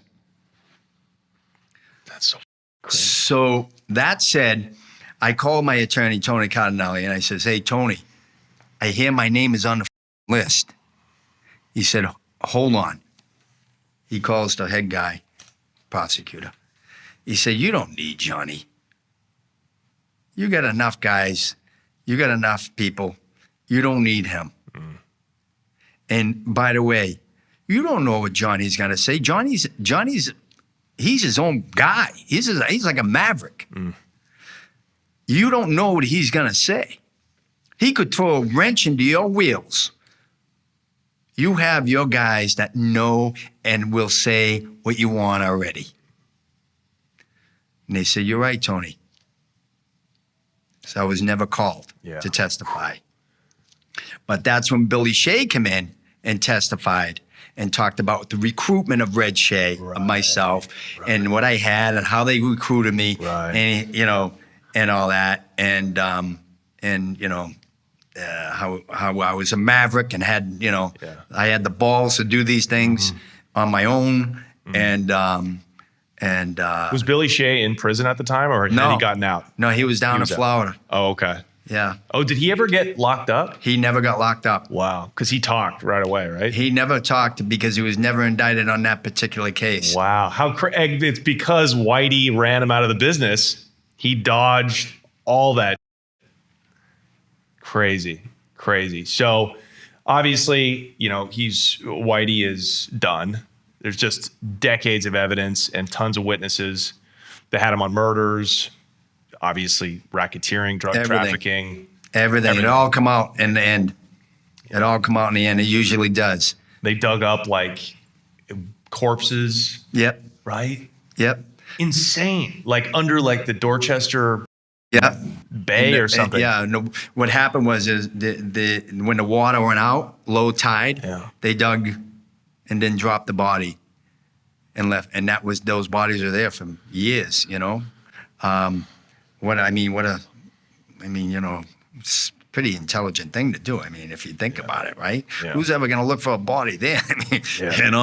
And then they were on the side of the highway, and one of the guys, his name was Tommy King, and he knew he was there. It was kind of like Whitey didn't like him. It was kind of like a rival from Southie, and he'd ride by on the highway coming from his house or wherever, and he'd wave and he'd say, hello, hey, say hello to Tommy. He'd make a joke about it. Say hello to Tommy as he was driving by. Because that's where they buried Tommy. That's where they buried Tommy. Yeah. And it's so crazy that Whitey was a millionaire boss and still doing murders himself. So he's done. Did they ever get a chance to sentence him? Oh, yeah. Okay. He got sentenced. He got sentenced for all the bodies, and then 18 of them anyway. And 18 bodies. Yeah. And when he went away, were those innocents, or like what I never liked about Whitey? I don't like murder, period. But what I never liked about Whitey was that I knew he killed a lot of innocent people. Whereas I don't think the Italian Mafia did as much of that. Do you know about those 18 bodies? Like, was that mostly civilians, or was that mostly? No, there were guys from the neighborhood gangsters that were involved, and they were solid guys that he killed. Right. Guys that would never rat, just like me. Right. Those guys he killed that would never rat. And that in the end, that's a real dagger, because that those guys, they did time before like himself, but they would never rat. Yeah. Wow. What a psycho. So anyways, what goes around comes around, because then he's at USP Atlanta? Where did it go down? The murder? His murder. Hazleton. It's in like West Virginia, I believe. And that's a rough joint. And he was in Florida prior to that. And why I say I believe he caused his own demise, because he wanted it, because he hated being called a rat. Yeah. In my opinion, he caused so much trouble in Florida at that penitentiary. I believe it was Coleman. And he had an art teacher down there who was trying to do paintings and stuff like that. And he had another kid that he was, that was down there. And I'm saying to myself, these guys know that he's a rat, but yet they're still associating themselves with him. How come? Well, maybe he was sending them money. Yes, absolutely. But also, it was only a matter of time, because he caused so much trouble and he didn't like being called a rat, that they would stick him in the hole a lot. Mm. And when he was in the hole, I guess a female guard came by, and what he'd do is he'd in front of the female guard just to cause problem for her. It's like, hey, you. Mm-hmm. Now, I get that mentality if you're a stand-up guy. I do. So he caused so much problem, they said, okay, we're going to ship him out. They gave him what he wanted. Wasn't long before he got to where he was. Wasn't long that they went in there and executed him. Was it his cellmate? No. No, it was guys in that prison, and it was within hours. Right. He got there. He was on the main line, which is crazy. And mind you, this one guy that took all the heat, he's He's a guy who would never rat. Never rat. He's doing life, double life. And as soon as he seen Whitey Bulger, there was an opportunity. He didn't care. I'm doing double life. What's it mean to me? Yeah. He took the full brunt of it too. The heat for it. All right. Because there was multiple people There was involved, I think. three of them that they indicted. And he's the only one that went down. Well, He was they already did get down. indicted. They get one kid's out, but supposedly he was a lookout. But no, he took the full brunt of everything. Wow. So He didn't care Right. because he's doing double life anyway. Yeah. I'm surprised it took him that long to get killed, especially if he's on the main line. He's that infamous. And mind you, he was frail at the time. He was in a wheelchair. Wow. From what the reports say, they dug his eyes out and tried to cut his tongue out too. Yeah, I don't even think they stabbed him. They like beat him. With a lock and a sock. Yeah, stabbing would have been too easy, huh? He went out a rat. Yeah, for sure. For sure. And when I talk about my dream and that how I wanted to, I snap his neck. Now people comment, well, he's there. That one guy already got him, Red. Did you feel some kind of closure when you found out about it? I thought at the time, I said to myself, how in the world did the feds, knowing he's a mob boss of that size, Irish mob boss that was a rat, big rat, Right. how did they even put him into that type of situation? Interesting, isn't it? Knowing that these guys that they're putting him in with are solid guys that accepted their responsibility, that are doing life, that gave their life to this. How did they put him and why?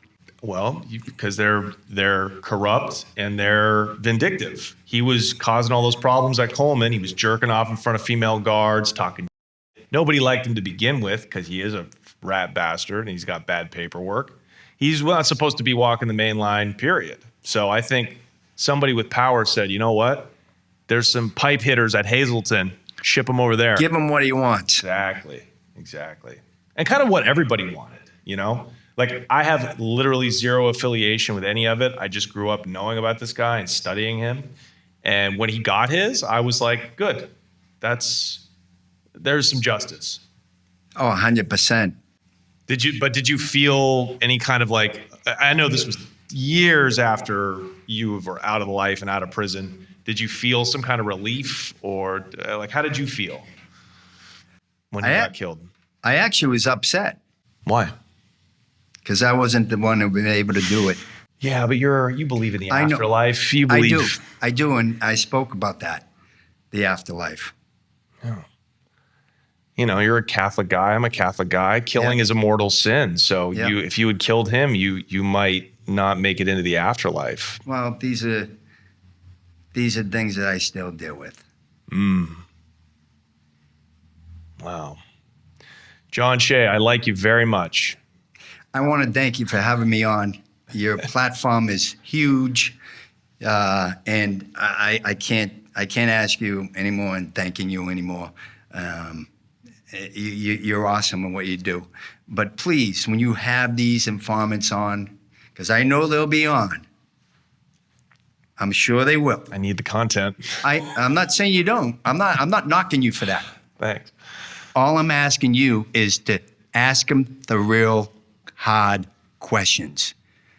When you gave up these guys, when you knew you weren't supposed to be rat, how did you feel? Did you feel like you were a man and you did the right thing so you could get yourself out of trouble and not go away, but the rest of them can? Do you still feel like a man? Because in all reality, you're not supposed to be after being a rat. So that's the only thing I ask for any of these platforms today is ask the real questions. Yeah. I'm not asking you to say, hey, you're a dirty rat, you're no good, you're a piece of shit and all that, and spill out hate. Yeah. Just bring the platform where it should be, in my own eyes. Fair. I think I do always try to bring that up. Obviously I can't. I have to treat people with respect when they're in here. Of course. I can't ask it like that. But I get their answer, even if it's a non-answer. I get their answer, and I think most people, I'm sure they feel some level of guilt about it.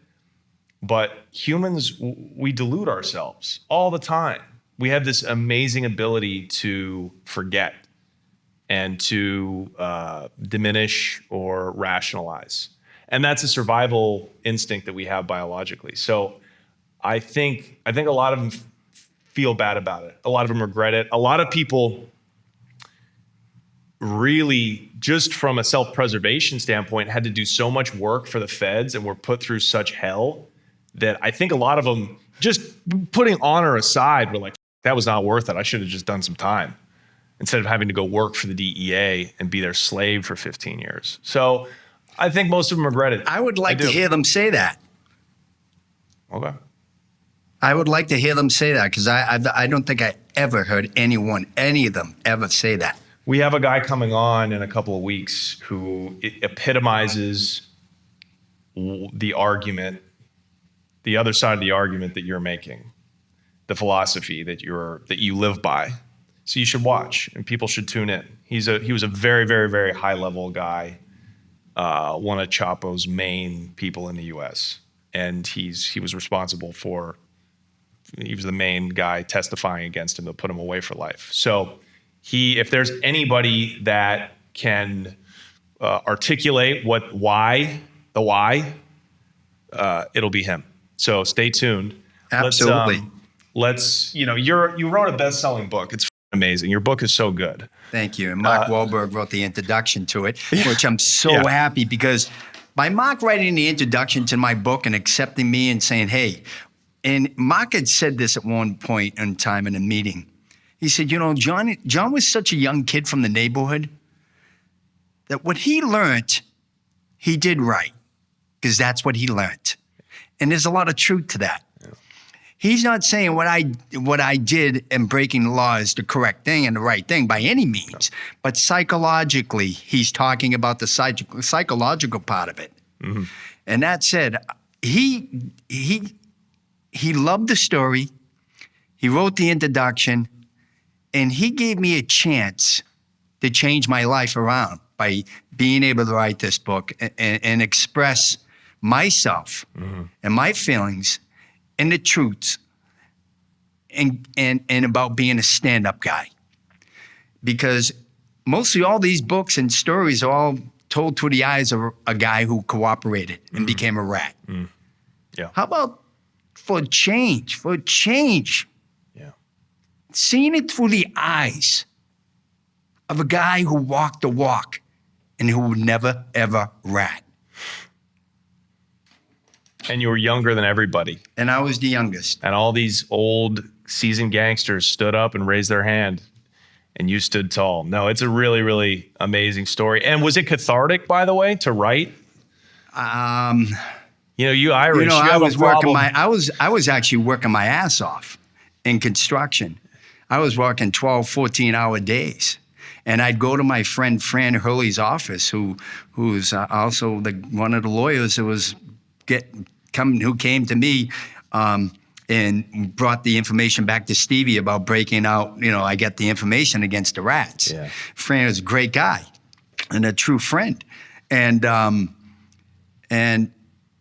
so every day I'd go back to his office and we'd write. He'd sit there and we'd talk, and he'd type, and we'd talk and write and talk and write. And we were putting this all down on paper. And then finally, when we got to New York, they were like, hey, we need a guy who's an actual, who's written before, really good, a ghostwriter, just to help out with structure. Yeah. So that's basically what he did. And Michael Coffey, his name is, great guy, just come out with a book himself. And he came in for structure, and he just gave that extra edge in the end, with the kind of like the philosophical part of it in the end.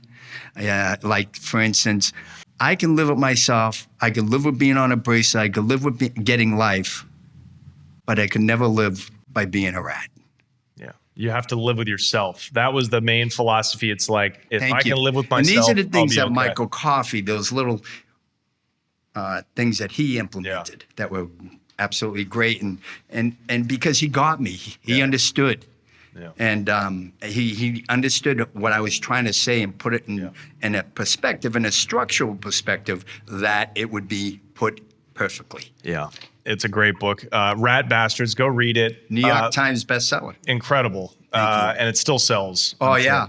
Oh, no, it's doing great. Thank God. And then follow you on social media. Yes. All that stuff. It's I'll send you my social media.